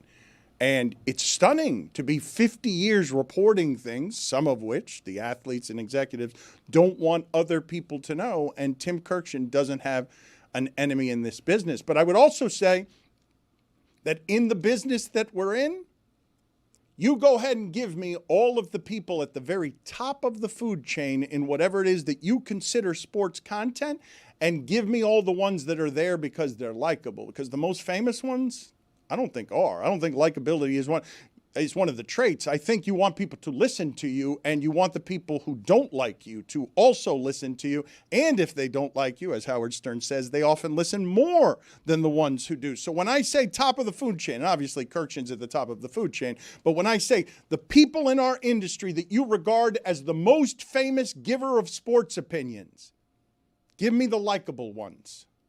Well, let me start with Kurkjian doesn't really give sports opinions as much, right? A lot of his stuff is factual reporting and context. He'll give a lot of that, especially when he talks about historical things. But he's not out here saying like, oh, I think Skeens is the best pitcher in the game right now. He doesn't do that. He does do some of that, but it's got the historical information and context that people understand. This is an expert, and he's not saying controversial things, and he's certainly not judging or smearing character very much or performance in a way that would be cruel, mean, or outsized, but that's more rewarded now than it ever is. So if I do a likability chart on whoever it is that you consider the ratings movers, for example, I'll give you one example, right? So yesterday on the show, I said I think it's unlikely Shannon Sharpe works at ESPN again, and I thought all of what Shannon did was carefully staged in order to make it look like that was his decision, and he did ESPN a favor by making it look like all of that, because I don't think ESPN wanted to make any of that worse than it already was by firing him, suspending him, or even commenting on any of what's happening there. So Shannon can exist doing the stuff that he's doing on the stuff he owns, but the stuff that other people own, he cannot do whatever he wants. But the argument against what I'm saying is, well, he moves the needle, Dan. There aren't that many who do. Like, he actually produces ratings, and then where does Disney or any corporate giant have to do the math of, in my lifetime, that all happens around someone, and they are not likely to return to Disney. But in this particular case, you have a totally different media landscape, and you've also got Disney getting in the business of, we're going to rent some of these mercenaries, free agents, people from the outside. We're going to give them platforms. We're not going to own them. We're going to give them independence so they can do other stuff. And so maybe under these circumstances, I've got it wrong. I don't think we'll see Shannon Sharpe on ESPN again, but maybe ESPN needs whatever it is that Shannon Sharpe is doing, because he is actually one of the few needle movers, but it's not because of likability. And I like him, but it's not because of likability. It's because he gives opinions. And the two things almost, I would say, can't coexist to be done the very best way that returns ratings, given that you're trying to do something that appeals to the broadest net of people, and therefore you're going to have people who watch you because they like your cruel.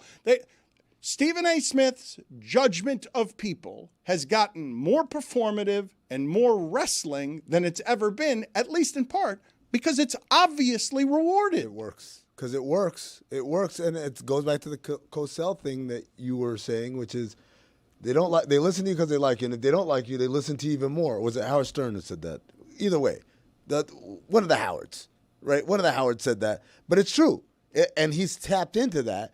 And if you're talking about Shannon Sharpe, my thought is he goes away. If he goes away and he's successful, wildly successful, they'll bring him back in because they bring back everybody who's wildly successful. I think when you talk about a likability sports opinion giver, I think automatically of Dan Patrick, right? He's lived so many lives of ESPN anchor, Sports Center, biggest, show. Then he did his own thing. He's in Adam Sandler movies. Like, he's just a very likable guy. And I don't really think a lot of people say, I don't really like Dan Patrick. He's just a normal guy. It's an excellent one. And I will tell you a story I've told before around here. I'm going to say it was 15 years ago. I'm walking through the bowels of the Heat's arena and Dan Patrick is standing there. Can you guys look for me how long Dan Patrick has been doing his show? Because I make fun of Dan Patrick about this. I'm walking through the arena and he says, I can't do what you do. Says that to you? Yes. And I look but it was before he was doing radio, right? It was just 3 hours of just giving opinions on things. And he's someone who's very careful. He's not cruel. When he criticizes somebody, it's usually fair. Like, this is part of it. When I say the two things almost can't coexist, likability and strong opinion giving, Dan doesn't give a ton of strong opinions, but when he does, like strong critical opinions, but when he does, they land with more resonance than others because he's picking his spots and not always doing that. It's not a daily conceit. And his audience, the audience that he has a very unique and special connection with, actually connects with him there. This is a person that I like because he's not out here pretending or behaving as if he's a know-it-all and that he knows better and more than anyone in sports. But that attitude does pay. Like, Dan Patrick's an outlier. It's much easier to do what it is that I'm doing or whatever it is. And I say all of this because I was legitimately confused. I'm not saying it's because I'm better at anything than Dan Patrick, other than being more strongly opinionated in ways that would bother people than Dan Patrick is. I would say two things. Number one, Dan Patrick show started October 2007. So they're coming up on their 20th year anniversary soon, too. Number two, I don't know. Dan sometimes comes across as a know-it-all. DP comes across as like a little bit like, hey, look, you guys don't understand this. I understand this. And look, I don't mind it, but I can definitely sense those vibes. I'm with you. It's definitely not like a Tim Kurkjian or a Scott Van Pelt kind of curiosity of like, I don't explain it to me. Ernie Johnson. Or Ernie. But those guys are all Ernie's a different. good Those are guys that Ernie Johnson's the point guard, having other people feed opinions. Kurkjian's a factual reporter kind of guy. SVP, another guy that's kind of a point guard, giving, this guy from the game is going to talk about this or whatever. When you're talking about sports opinion givers, you kind of have to be a know-it-all because you're talking for 5 hours a day. Rich Eisen? Does Rich Eisen? Oh, no. No?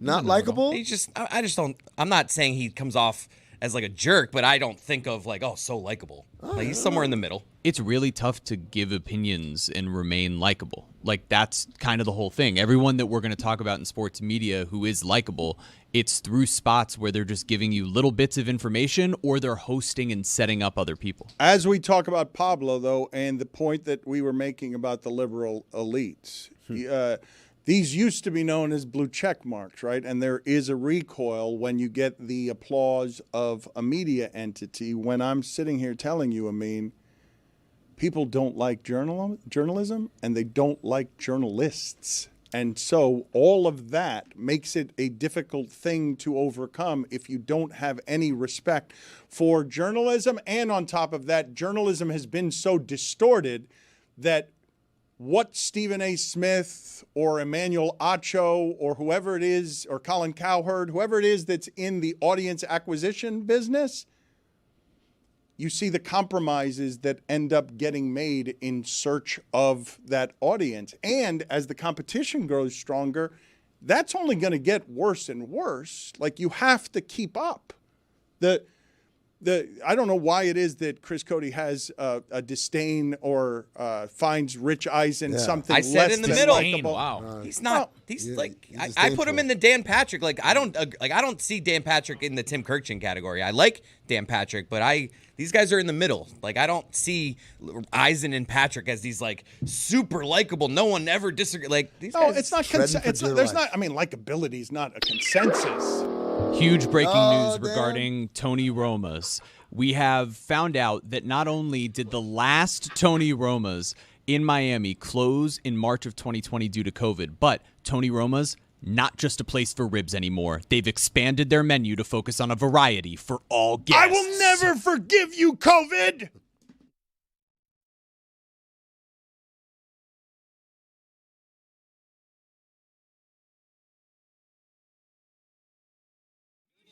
I really am thrilled to be doing this, Rob, because I admire your work a great deal, and it's rare that I find somebody from afar that I've been wanting to talk to because their story seems somehow something even more admirable to me. Now, you might not view it this way. I don't know how much nobility you think there is in your story, but in watching the art that you've made and watching the life that you've chosen, it's sort of been a pleasure to watch your work grow and to see, the things that you are choosing late in life to do artistically. Well, that's very kind of you to say. Thank you, and thank you for acknowledging that I am late in my life. There's a refreshing honesty to that. I am 45, so I'm well more than halfway. 45 there. is late in life. I mean, I do think about it though sometimes. Though, like I'm definitely more than halfway done, and that's funny. Isn't that funny? How does it feel to be told that you're late in life by someone who is considerably older than you? Who's a great deal older than me? It's strange. I wonder, does he know things does he have access to my medical file? Has he seen things that I haven't seen? I just feel like I feel through your art like you've lived more than I have. It's really what I'm doing there in the having of 4 kids, in the choosing work-life balance, in learning life's lesson. I just think that I was atrophied as a as a young person. Yeah, I mean, I guess the things that that I've experienced that maybe most people haven't are, I did get sober 20 years ago after going to jail after a car accident that I was responsible for, and I've stayed sober, so that's been pretty cool. I've had the unbelievable good fortune to make a living in comedy, and of course I didn't for a long time before I did, so that was challenging. And then, but the biggest thing would be that my wife and I, one of our sons got cancer and passed away a few years ago. So those are the big things that I've been through that I think, are place me in sort of a strange minority.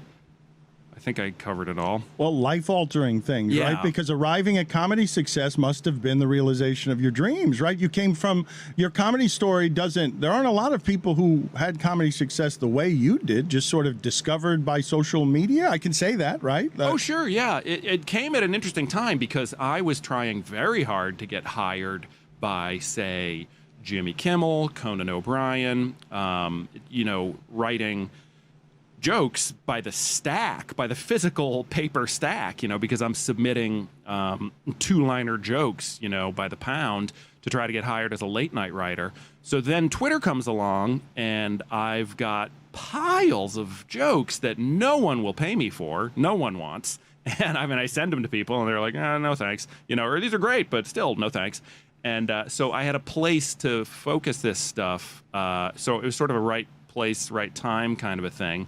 So myself and, many other people around the same time figured, Twitter's not just for posting, recipes and, things like that. It can also be for jokes. And so I really lucked out that came along at the right time for me. Vision or happenstance? Happenstance, purely. So you don't have success in comedy? If not for that, you're just another rejected writer writing stacks of jokes that doesn't get an avenue towards success? Oh, you never know. I mean, I have a work ethic that I can at least say about myself. So, and I'm nice. I think that might be part of being sober and having success come a little later in life. But I still am as nice as possible. So people will rehire me after they work with me. So maybe I would have had success through both my 2-pronged approach of working hard and being nice. Because that goes pretty far, you learn, after some time passes, some decades pass, and people start to evaporate. Or you get the job of somebody who, talent-wise, absolutely deserves it more, but maybe they're a jerk, or they just forget to set their alarm, and then you get their job, and then, screw them. Your kindness is displayed in this segment where a 53-year-old man dressed like he's going to the band's Warped Tour called you old. Precisely. He just said success later in life, and I let him slide on it. He just got done saying success later in life, and I'm like, so you acknowledge you are later than in life. It's sunset for me. I meant it. I think you finessed that answer out of him. I meant it as awkward admiration for this man has lived and learned and put down. I just see in your work that you've put down your ego, and it's beautiful to see art flourish there. I don't know what that means, what you just said, that I put down my ego. I genuinely, can you elaborate? I think that you are only choosing projects right now, that you have a unique freedom in comedy where you can choose projects now because Catastrophe was such a unique success. That your life story is intertwined in it. You're learning about yourself as you're telling the story. It is unfathomable, the range you show in it as someone who is producing the whole thing with a partner, but it's you guys making a hit television show cheaply that is smart and funny and layered, and you made it, and from there you can make all the choices in life. And you've lived and learned enough to know that you have to choose wisely there because you want to be with your kids and you want to have life balance, and professional ego has gotten you in trouble. Gotcha, yeah. So one thing that I do now is like I'll turn down work, and my agents and stuff will be like, "Are you kidding me? Do you know how much money that would be?" But because my success came in my Sunset years, and I now am like, well, but I don't need that money. Do you understand? They gave me, like, I can afford pants and eggs and things. Like I wouldn't know what to do with more money. So I have like way less money than other people in this industry, but because I can afford to pay my rent with it, like that's my wildest dreams achieved. So I don't get lured by money now. It's, do I like the job? So yeah, for the moment I'm very lucky in that aspect. But what I've read about you though, it seems like a unique Hollywood value system. Am I wrong about this? My value system is a little bit different in that I do it by the time the project will take, because I know more about time than your average civilian, because I don't have any more of it left with one of my kids, And so I don't mess around when it comes to how long will a job take or where does it shoot. Those are massively critical factors in me choosing a job. If I write anything, I make sure to set it in my neighborhood so that I can walk to it. Or I write a book, which I'm doing right now, so that I can just write that in my underwear in my home. As long as my kids aren't in it, because kids don't let you do things, even in your own house. But yeah, I don't do it based on prestige or money. I do it based on time, proximity. And celebrates the legacy of Norm Macdonald. Rest in power. Norm Macdonald passed away. It was a surprise to many. He had kept his illness a secret for 9 years. And he was one of our favorite celebrity prognosticators because he did awkward comedy, uncomfortable comedy so very well. He would insult people to their face. There has not been and will never be a greater ESPYs than Norm Macdonald doing the monologue and actually cutting through all the mythological fame bullshit and actually going after people, going after the big, powerful celebrities in a way that the audience loved, and ESPN immediately ended and regretted and got him out of there, never to host it again. But he loved awkward. He was so good at awkward, and this is the thing that always impresses me, Stugotz, because the level of discerning among stand-up comics who are great is the highest form of critique or judgment, I think, in entertainment. And when they say someone's a good comedian, that person's a good comedian. Norm Macdonald is somebody who's getting reverence today from a lot of people, but other comedians will tell you what he did was really brilliant, was genius. We had our experience with him because he would tell these long, sprawling stories, and he told, most famously, a bad beat story that was just a killer because he was a gambler, but he was a bad gambler. And one of the reasons we wanted him as celebrity prognosticator is because he cared about it, but he was kind of a loser. And what says loser more than this bad beat? One time I had a massive bet down. It was my last bet. I just said, I'll just bet all this. And then I got 2 aces. And and then I was like, I don't know if I have enough money, but can I get some credit, like from the casino to bet on this other ace? And they're like, no. And I'm like, does anyone else want to buy an ace? No, but everyone else there was betting small. You were at a $5 table. No, I don't like the. What the hell? I'm watching the draft.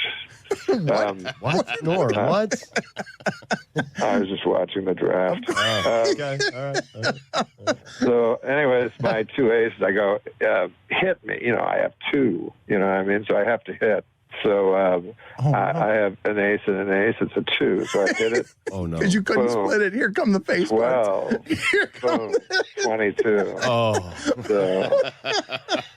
So as obviously I would have had 2 21s. Instead I have 1 22.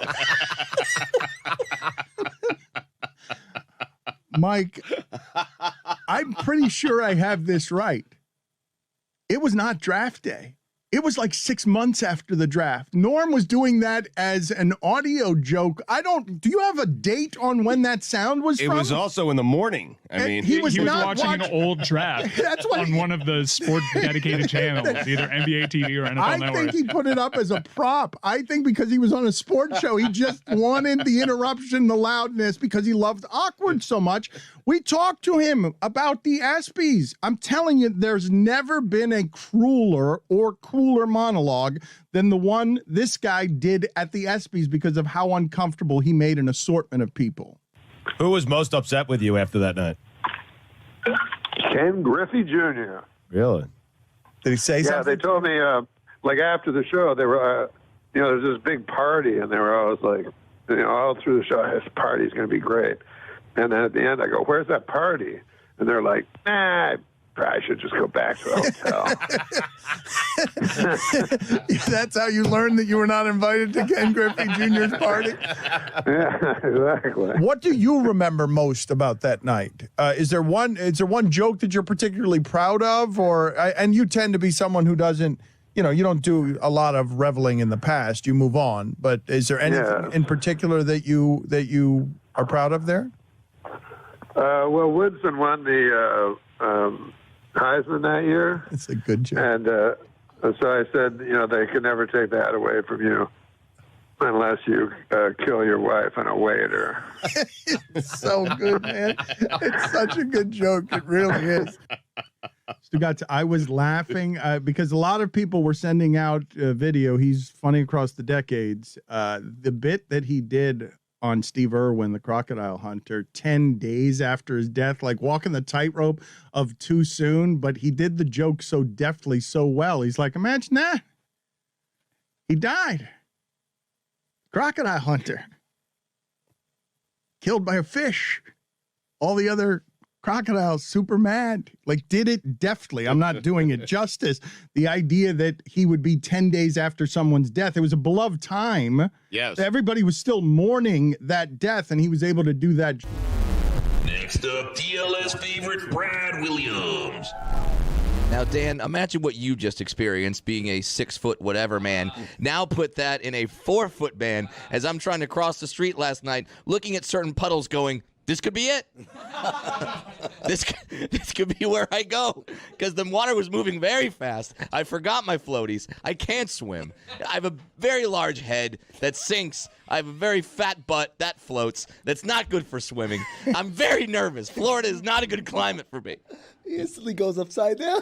I do. I turn into a fly girl in a club. Just face down, ass up. Like, that's me. Instantly in a puddle. Here lies Brad, killed by Puddle. That could happen. Brad Williams makes me laugh all the time, but rarely as much as when he's greeting Mike Golick and they are doing that shoulder handshake, and Mike Golick has to get down and Brad Williams has to climb up. Why didn't you just go in for a straight handshake to say hello? Because then I nut tap him. Because if I go straight handshake, there's the possibility. And by the way, how much Gojo, were you just holding back? You're like, if I go full shoulder into this guy, he may evaporate into Skittles. I was more thinking on if I went to pull in, because we went the dap with the hug. Yeah. And so there's that pull in the middle, and I was like, are we going to airlift Brad right now? Is this going to end up being like a swinging situation? Did you go football mentality, low man wins, I'm not going to let this guy beat me. That is true. I thought about just getting all the way down. You got down pretty low. I thought you were going to throw out your back. I was Jason Kelsey tush push stats trying to get down on all fours there. It was good. And now I'm realizing that I missed my calling as an O lineman. God, could you Low imagine? man wins. The Brad Williams led tush push, unstoppable. Well, not only was it funny because visually that was funny, you were also interrupting a story of Brad Williams kicking a one-legged man out of his last show. That's the story that you interrupted. I did. I did. There is no love lost between people who share parking in the handicapped space. He was gone. Get out of my show, sir. Now, did you know he was one-legged before you kicked him out? I did not. I did not. So when he gets up. I was in Bridgeport, Connecticut, and where all the one-legged people hang out. And the guy was talking way too much. And it's the worst kind of heckler to me. I will gladly take a heckler that yells out "F you" more than a guy that loves me but is just talking too loud and commenting on every joke and be like, "That's so true when you did that." Like, God damn it. That's a great joke, Brad Williams. Yeah, that's great. You're killing it, Brad. That's what I'm doing. It's like he's encouraging me, but it's like your mom clapping too loud in the stands. Like, "Mom, shut up! I can do this." And so I talked to him. He's like, "Hey, I paid good money to get in here," and I like, "Dude, you gotta shut up." And I finally had to kick him out. So he stands up and he does the walk, and when he walks, the pant leg goes up, and I see the shiny metal underneath, and I'm like, oh no, no. And I kind of, and then because I can't filter thoughts, I go, you have one leg, sir?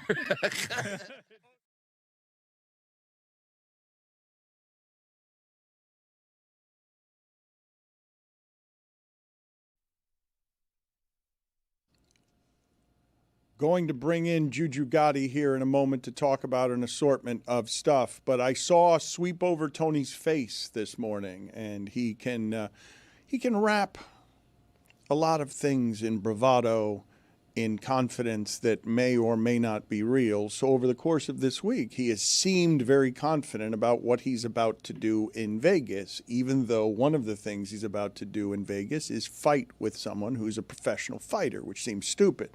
And I saw this morning on his face, it's registering. He realizes now that he's walking into something this weekend that's slightly more dangerous than he thinks it is, because he heard sparring and thinks he knows the guy he's fighting well enough to know how he defines sparring. So, as this has been building up, shout out to my boy Justin, who's setting up everything over at Extreme Couture, one of the best MMA gyms on the planet. Home of Francis Ngannou, world champions Aljamain Sterling, Sean Strickland, all these different guys. I'm gonna be working out with Coach Eric Nixick, who's 3-time MMA Coach of the Year, incredible guy. And then I was like, you know what? What can we do to elevate? Right? Like, just working out an MMA workout is not enough. How can I do more? How can I jump out of the airplane? So my buddy Justin has a really good connection with Brad Tavares, who happens to be the tied wins record holder for the middleweight division in the UFC. And I'm like, why don't we get in a spar session? And my dude Justin's like, yeah, absolutely. I'll set it up. Brad's an awesome guy. He'll take it easy on you.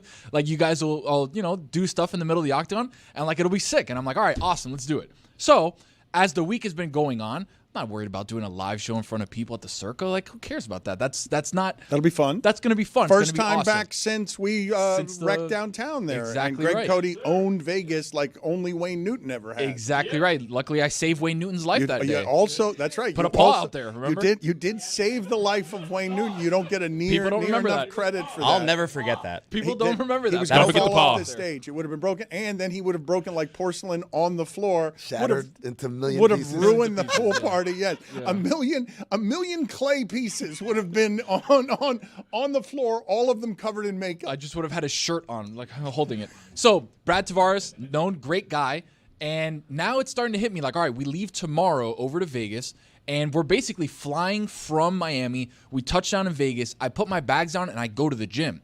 So I'm thinking I don't really have enough time to really register. All right, I'm going to have to stand in there with an absolute born killer. Time out. time out. You got that 20 or full?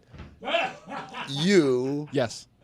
Here, airport, check in. Put What my would you like bags to in. drink, sir? Oh, I'll have Water a with ice. water with ice. Drink it. Hydration. Read a magazine. Look out the window. It's a John Wick. It's a John Wick movie. You get off the plane and you just immediately start sparring a UFC fighter. Plane lands. Drag bag behind you. Head to the Circa. Beautiful Circa. Drop off my bag. Check in. Yeah. Thank you, sir. How long you been staying? Oh, yes, thank you. All right. Order the Uber. Straight to the UFC gym. Yeah. Where this dude is gonna slap you around. Yeah. That's your. Hold on, man. Yeah. Is Lewis fighting him too at the same time? Lewis said no. Lewis is not fighting him at the same time. I tried to urge Lewis, hey, be part of the workout. He's not much of a workout guy, so he's like, you know what? I'm not going to do the workout. I'll commentate on you. Lewis obviously looking very good. Lewis is like a 155er. Dan. He'll offer helpful critique and mock From you. far away, That's yes. from very far away. Yeah. I do like the idea of you just having either a duffel bag or a small piece of luggage with wheels, and all of a sudden, right behind the wheel of the airplane as it lands, you immediately have to start fighting as soon as you get off the plane with an MMA fighter. Juju, before we get to the stuff that Tony's doing in Las Vegas, anything, and I want to get to John Jones in a second as well, anything from the MMA world that you're finding interesting as Tony goes to celebrate this weekend in Vegas? Yes, there's been wonderful fights over the past couple of weeks, but there was one thing I didn't get to ask my brother Tony about, and I want his opinion. Bellotto got hit with a kick from the ground, an illegal kick, and it looked like he thought about it for a second and then went into, oh, I'm out of it. Oh, I'll disqualify him. What is your take, Tony? Faker? What happened there? You thought there was a UFC faker? I think I think it's playing the game. If you're down and you can't get kicked and it's an illegal kick, why go up and try and restart the fight back on your feet when you can kind of DQ the guy, right? And this was something that happened to Aljamain Sterling when he fought Petr Yan.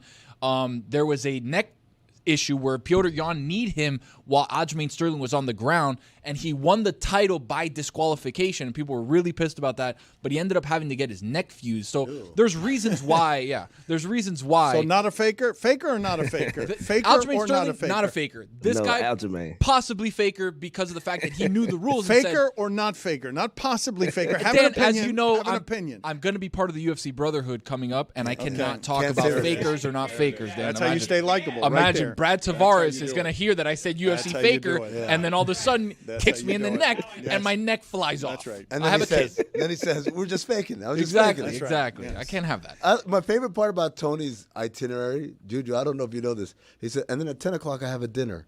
Like, you think you're going to go around. Well, here's the thing. Yeah, I want to give you the full itinerary. Obviously, we go to the Circle, we drop off our stuff, we go to Extreme Couture, we do the workout. I fight Brad Tavares. From there, we go back to the Circle. I'm going to freshen up. We actually have a party, a pre-UFC 317 party with Cuervo that we're going to be doing at the Dave & Buster's down in Henderson. So I'm going to be going from there, from the fight to Dave & Buster's, doing our thing. Is Love this like it. a meet and greet?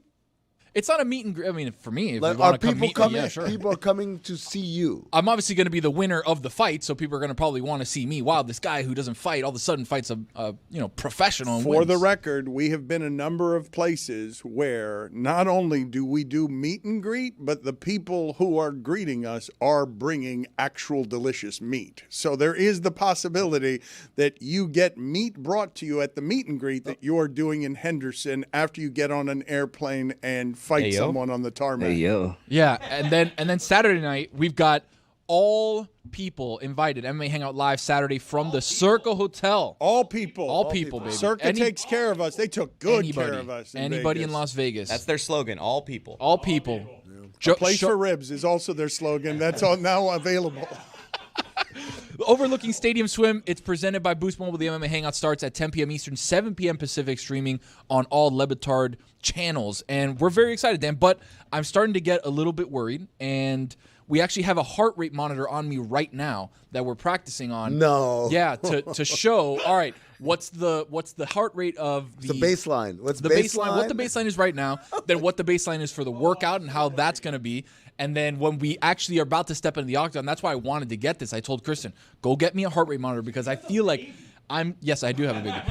What I feel like I'm going to be more the heart rate is going to be higher is when I'm stepping into the actual octagon to fight him, more so than the workout itself.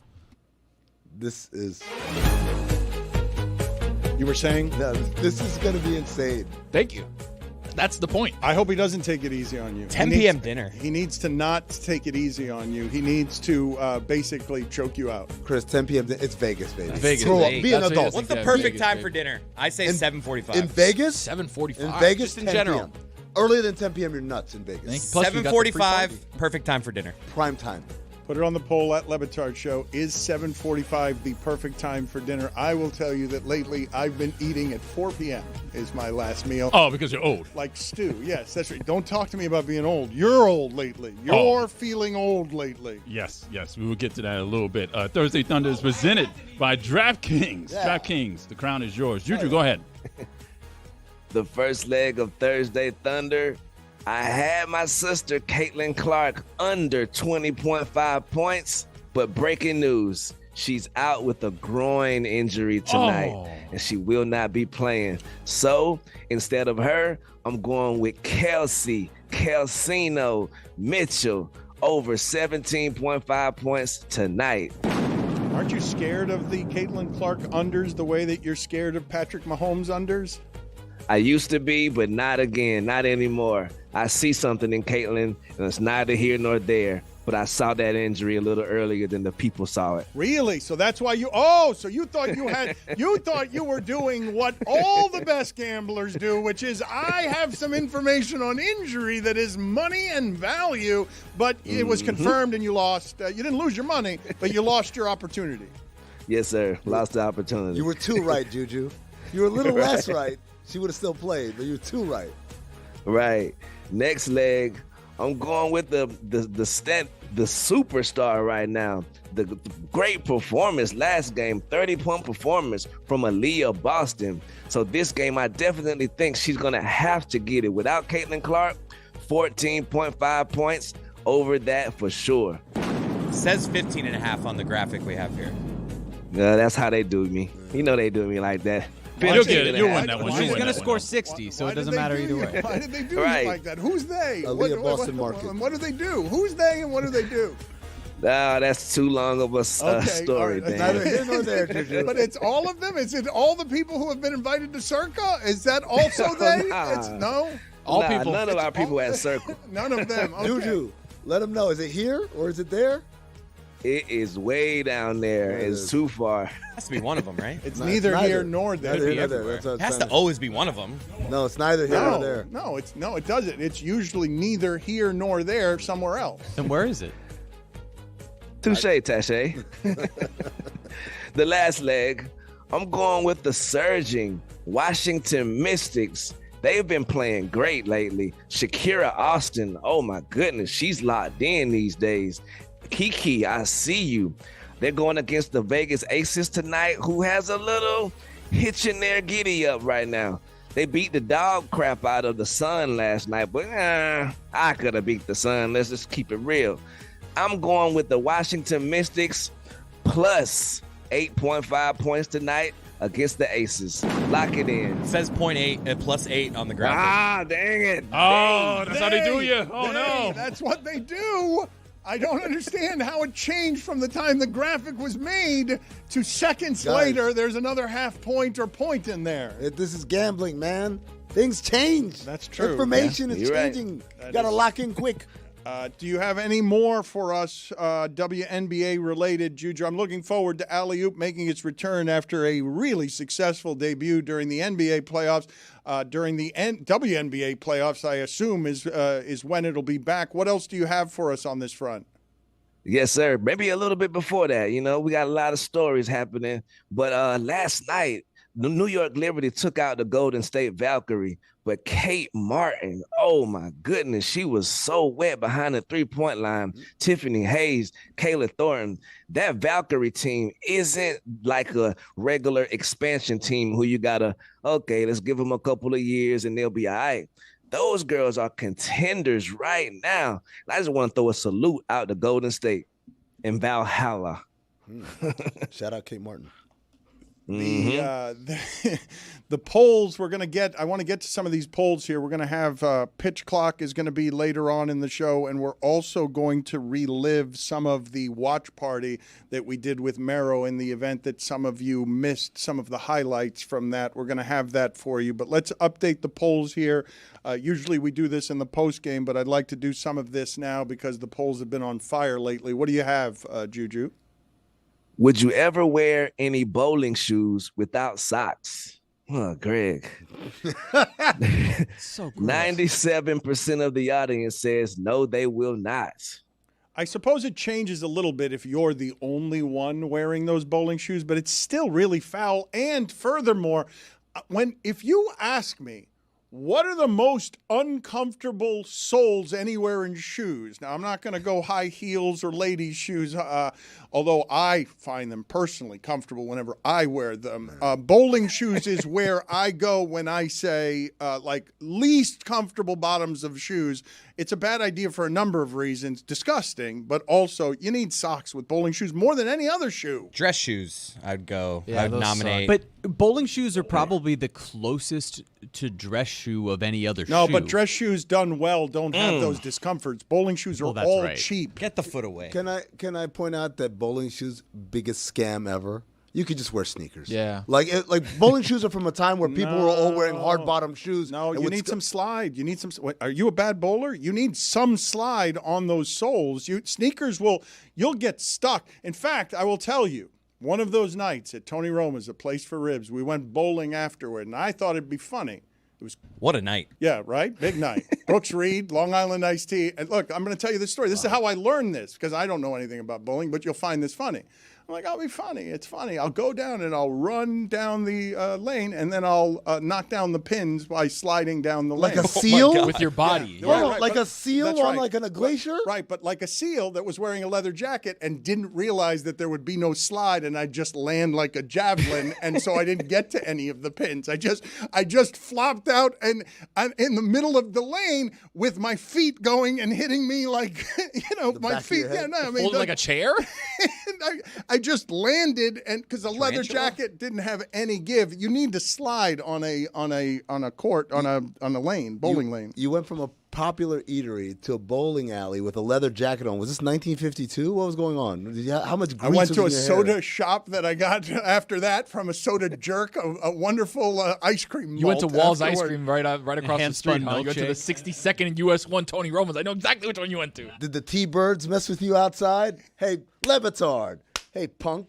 I don't like you on our turf. And you're like, hey, guys, I want no problems. And you pull out a switchblade that looked like a comb. Hey, who wants to dance? That's exactly And how then he it literally happened. broke out into song. What else do you have on the polls, Juju? Has the draft gone from what is this guy to who is this guy? 92% of the audience says yes, it has. 92%, yo. Dang it. Is it as fun as it used to be, guys? Forgive me for missing it last night, but in terms of once upon a time, just seeing what Patrick Ewing was wearing is what people were tuning in to the draft for. Is it less interesting on that front as just a fashion statement? Is it all less interesting because we have more information than we've ever had, but we feel like we know less on draft night than we've ever known? There's Dan right outside the bowling alley. He took his leather jacket off. So you have it being a comb that turns into a switchblade. That you flip open. Like, that's the part. Comes out. I got to ask Valerie to get me one of those. I would also say Shams from the draft last night. You work for ESPN now. You're a little quick on the draw for the announcing these picks through your Twitter. I'm trying to catch up. Now I know something that's happening. You're messing up the TV product. But salute to Shams. I love you. Didn't Jordan Schultz get in trouble for that because the leagues are now trying to ban their information guys from doing that? I felt like Jordan Schultz was a renegade who tried to do that. Shams was doing it again last night? I thought they didn't do that anymore.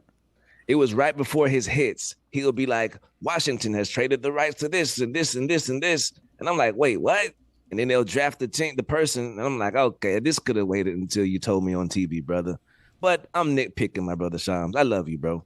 Juju, me and Amin were talking about it earlier. The way that the trades were getting announced, you didn't really know who was going where. Like, you had Atlanta picking for New Orleans, but then they didn't really mention that the pick was going over to New Orleans. And Portland had picked a guy from Memphis, but Memphis was going to a guy from Sacramento. And it's like, where was the Chinese guy going? I don't know. Like, he put on a Memphis hat, but he's going to Portland. It's like, how can we make these things easier? Can we just give him the hat of the team? Was it less of an event? Was it less of an event last night than it usually is? Has it been diluted over the years? I used to enjoy it. I don't watch it anymore for a number of different reasons that, again, have to do with the auctioning off of where it is that people with this talent should have freedoms, and then they got to go to Toronto and mutter under their breath, bleep. Or Utah. I'm one of the top 10 most talented people available in the world. Damn it, I have to go to Utah. Salt Lake City. I think Tony is right. At least switch the hat up, Adam Silver. Like, don't give him a Toronto hat if he's headed to New Orleans, brother. Let us see that hat. Neither here nor there. It was in Brooklyn, that's why. Are we weeks away from Canada and France wiping the block with us in basketball? 58% of the audience says, yes, we are. Whoa. They're coming. It's insane. Juju, can you speak some sense into red, white, and blue USA basketball, please? Exactly. I got a movie for you to watch. It's called Court of Gold. Go get you some. Exactly right. And another movie to watch, Band of Brothers. Exactly get you right. some. Watch it sometime. How about Miracle on Ice, buddy? And tell me the Rooskies are coming next, huh? What happened to you? Have you ever used the word hoomst? 56% of the audience says no, they haven't. You haven't lived. Right. This is the most important poll of the day. Who looks more like a lunch lady? Kelly Olynyk or Luis Scola? I think it's Kelly. Yeah? I think Kelly looks like the nice one. Yeah. Luis Scola does not give you any extra whatever you're supposed to have. Mashed Like, nah. potatoes. Yeah. Stingy with the mashed potatoes. 53% of the audience says Kelly Olynyk. Okay, this is what's wrong about that poll, and I will never forgive you people for this. Put a hairnet on Scola. If you put a hairnet on Scola, he wins that poll. Put a hairnet on Kelly Olynyk. That's the part, though. You don't have to do anything to Kelly. That's true.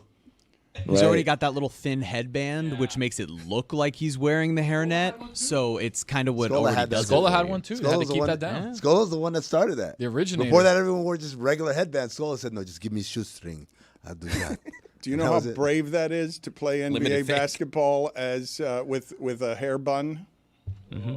Shout out to Lou Amundsen. Oh, that's my guy, man. Sweet Lou.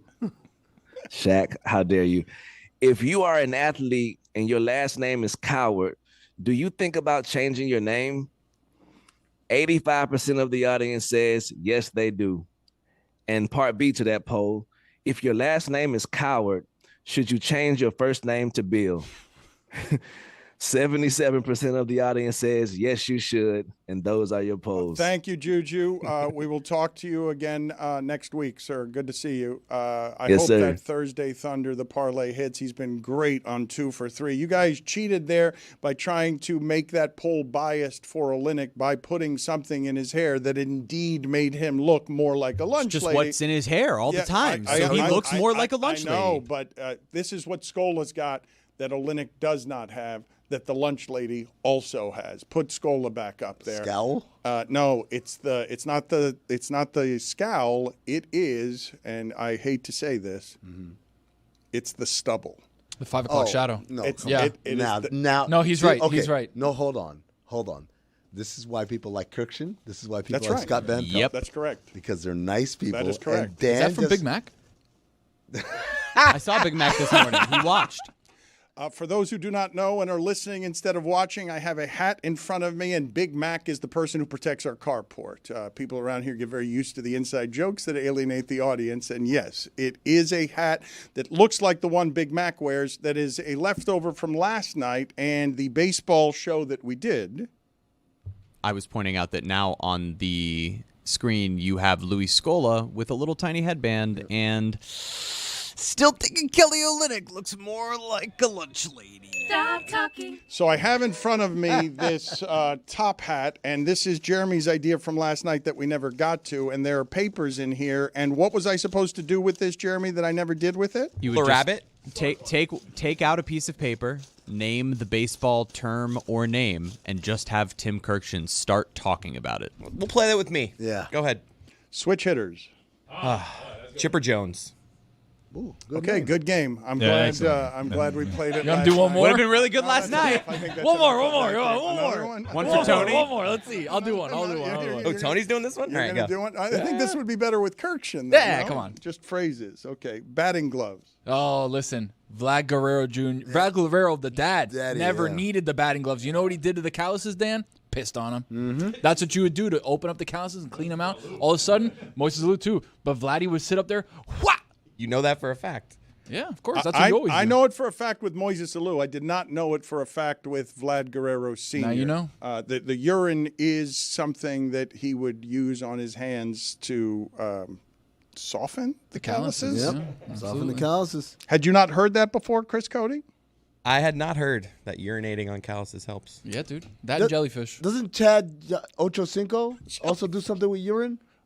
Putting a jellyfish on your calluses helps them? No. When you know, that kind of thing. I'm kidding.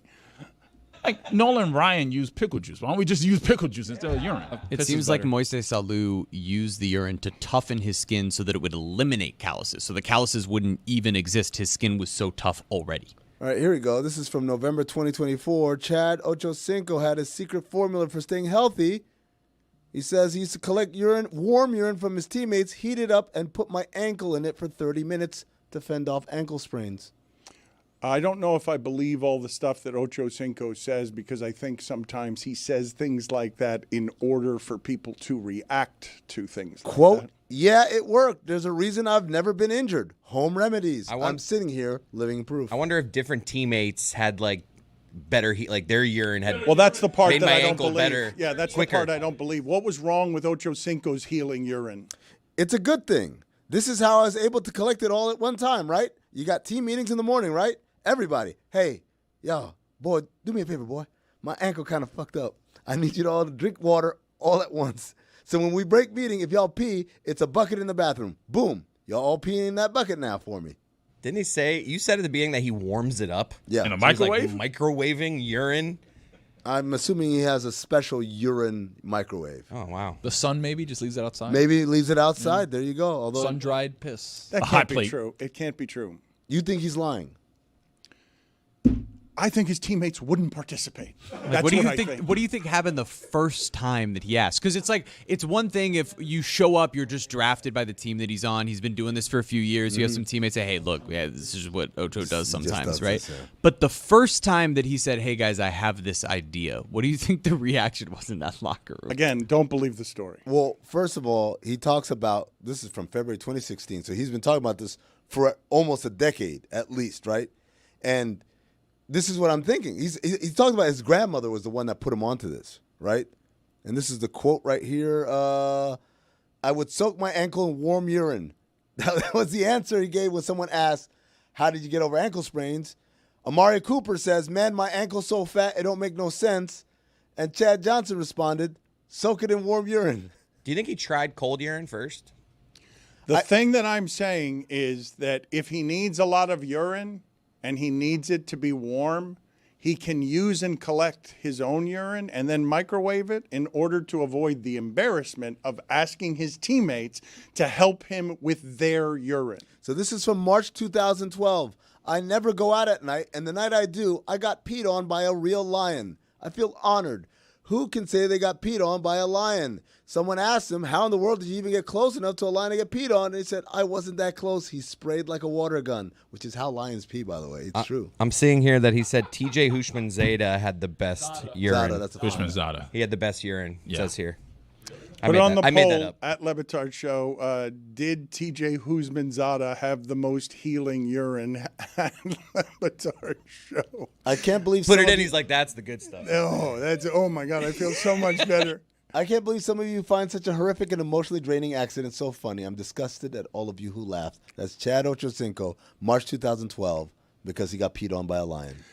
I have never seen Amin do more or better research quickly, and also it would appear that the urine Google search with Ocho Cinco has revealed a Lions urine when Amin was only looking for the teammates of Bengals, the Bengals urine. He wasn't looking for Lion urine, but that came up anyway. Different cat, yeah. Never played in Detroit, but somehow still got Lion urine. I turned TJ into a former rock station in South Florida. Zeta.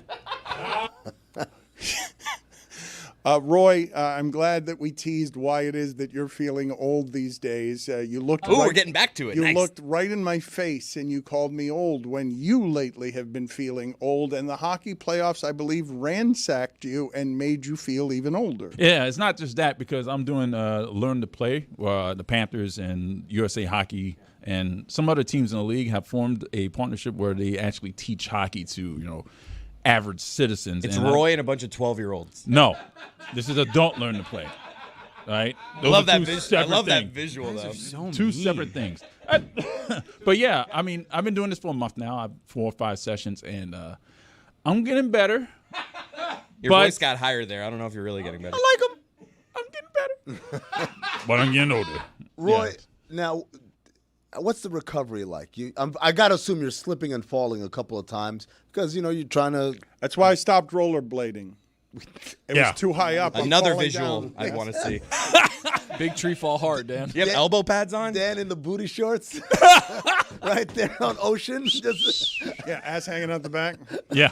Well, I almost broke my arm last week. The transition from skating forward to skating backwards as I was turning went too far, and I fell. But my arm, which was holding my stick, my left arm was behind me, and that's where I fell. And I was probably an inch or two from breaking my arm. Is it sore now? Does it still hurt? It's still sore, yes. All right, I'll tell you what we can do. Guys, Jeremy, Chris, Tony, let's go pee. Oh, there's a bucket in the bathroom right now. Get the microwave ready. Get that. We'll put it in the air fryer. Yeah. Better quality. Ooh. The microwave strips nutrients. Yeah. Air fryer, do a good job. And just stick it in there, warmed up. Put that elbow in some urine. One at a time. I'd like each of you to go out, fill a bucket now with urine, bring it back, and have Roy soak his elbow in it during the last hour of the show. I've got more Chad Johnson quotes. The funny thing about it is that I had some remedies that I used. Nobody believed me. If it wasn't enough of mine, I would have to get my teammates' urine. I put my ankle that's swollen or the one that's sprained and warm the urine up really hot. Sit my foot in the urine. If I sprained my ankle on a Wednesday and we play Sunday, by the time I got to Friday, I was able to do that fast walkthrough practice on Friday and play the game fully healthy on Sunday. There you go. Seems legit. I like it. I like it.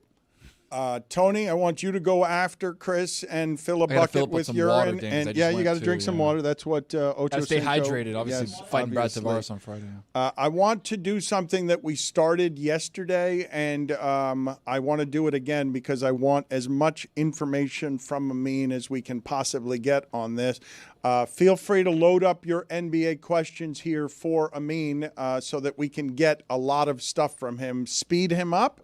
And let's get moving on giving people the maximum amount of Amin El-Hassan basketball information on a day that people want basketball information. I don't know what it is that you saw last night that was most interesting to you. You objected to me starting with the Pelicans and Nets as people that are as teams that were made fun of last night. So what did you find most interesting about last night? Well, I did find interesting the fact that the Pelicans made this massive bet on their future, on their immediate future, in order to get someone who exhibits many of the similar kind of pitfalls of the guy they already have.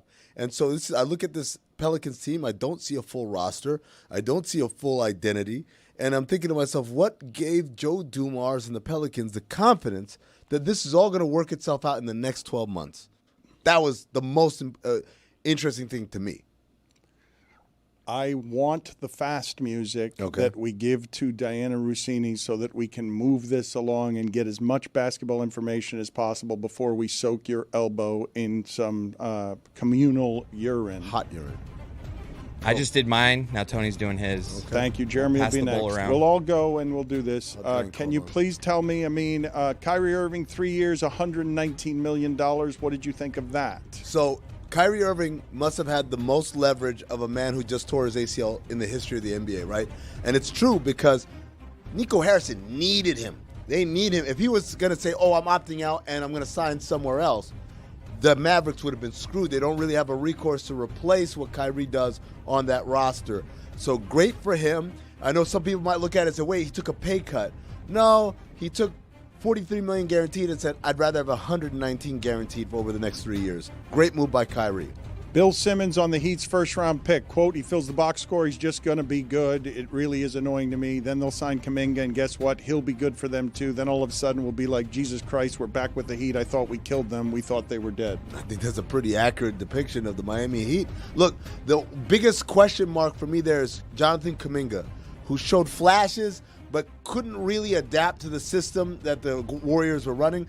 I believe here in Miami he'd get more freedom. He'd be featured a lot more, which would be great for him and his development. But Spo has a way of doing things as well, so he's going to have to adjust to that as well. But, yeah, I could see this Miami Heat team next year being like a 5 seed and everyone thinking, I thought it was over for them. How are they back here? Why isn't Wiggins what Kuminga was if you're giving the Heat that much credit on that? I think Wiggins is a finished product. He is what he is. He was what he was when they won a championship. That was the best version of him, but it was still the inconsistency. Everyone says, oh, the guy's an all-star. He was an all-star because the first half of that year, he was amazing. And as soon as he made the all-star game, everything fell off a cliff until they got to the playoffs, and he showed up big time in those conference finals, especially guarding Luka Doncic against the Mavericks. But overall, his career was always up and down, up and down, up and down. You hope that Kuminga, who's a lot younger, he's about 23 years old, he's got more opportunity, more runway to become a more consistent basketball player. Best trade so far? Woof. Best trade so far. Faster. Faster. That's what the game is. You were so Is it confident Atlanta? yesterday. You looked me in the eye. You gave one-word answers, and you were so confident. But now know. we've turned up the heat on The this. heat has gone The up. music is moving fast, and You now know you have what? to check your computer. I do. That's not I'll the way this filibuster for works. you. I'll filibuster for you. Uh-huh. Peas filling up nicely. I thought I didn't have enough in the tank. Went extra. Oh. It was extra yellow. I saw you guys haven't been hydrating. Gotta There was hydrate. a That's why I lot- was trying to drink water. I think three of us have done it now, and there's plenty in there. Okay, put it there for Roy to soak his elbow, and he can Oh tell my us whether God, it it feels smells better. in here. It looks like a lot of Who had the yellow. asparagus? That was me last night. Sorry. Is that asparagus the only thing that makes the urine smell bad? Put it on the poll at Batard Oh Show. my Is God. asparagus? Yeah, it's a lot. It smells so bad in here. Yes. You know what happens when I drink café con leche? It smells like café. Really? You guys we need heat to this up? drink more water. I told you guys That was my about bad. That the was my Floyd Mayweather.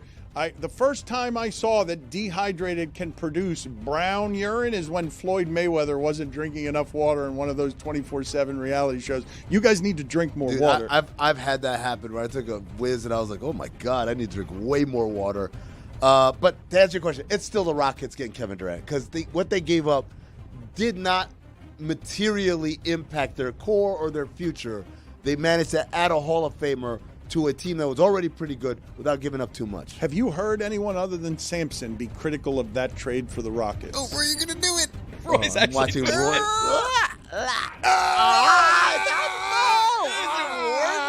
Is it warm or hot? Man. It doesn't like hurt, right? It's not too hot. It's warm. Have you heard anybody other than Sampson criticize that trade for the Rockets? The only way that trade doesn't work is if Durant gets hurt, I think. And even if he does get hurt, you didn't give up all that much. You still have plenty of people at each one of those positions that they gave up in those players to fill in the gaps. No, I haven't heard anyone other than Sampson say it was a bad deal for the Rockets. If anything, people said the Suns should have got more. Oh, I can smell it, I think. Or is that just my brain? It's starting to feel better. How did Utah do in the NBA draft? Dude, it smells so bad. Well, it all depends if Ace Bailey's going to play there. You know, look, Danny Ainge is always a guy who marches to the beat of his own drum. And so I kind of like the ballsiness of saying, I'm going to take the guy who said he didn't want to be here. But the problem there is the guy didn't want to be here. So you want to have some sort of kind of confirmation that he's going to be playing for you. Otherwise, you've just entered a Steve Francis type situation where you use a good draft pick to draft a great player who does not want to be playing for your team. This is a new low for it. It legitimately smells like urine in here. Percentage of chance Jaylen Brown or Derek White gets traded. Or I would say 60s to 70%. It's Wow. a good chance. Wow. I don't think Brown would be the guy. It would probably be Derek White. But the Celtics, as I said yesterday, are a move away from being under the apron, under the tax, And I think that's a little too enticing when you're that close for a team that's trying to cut costs. We are off the schneid on the pitch clock this week. Hey, both Chris and I are actually going to score points, or I guess runs, as it were, in Major League Baseball. We have Taylor back for Taylor's trivia, and he decided to take it a little bit easier on us than last week. That's going to be a lot of fun. You guys will enjoy this competition. We also have Jack McMullen, not Jackie McMullen. Chris was confused. Jack McMullen is the host of the Just Baseball show, as well as the radio voice of the Miami Marlins. He's in his first year. He's in his 20s. He knows as much baseball as anybody that I know, and he does a spectacular job on this week's episode of The Pitch Clock. So, how do you support it? You listen to it when it's on the podcast. You go to the playlist on YouTube, and how about just go watch every single episode of The Pitch Clock, because it's always fun to go back and find all that trivia. We have several episodes on that playlist on YouTube. It comes out every Thursday, except for last week when it came out on Friday, because we weren't here. Anyway, The Pitch Clock, Thursdays on The Batard Show. Watch, listen, do all those things.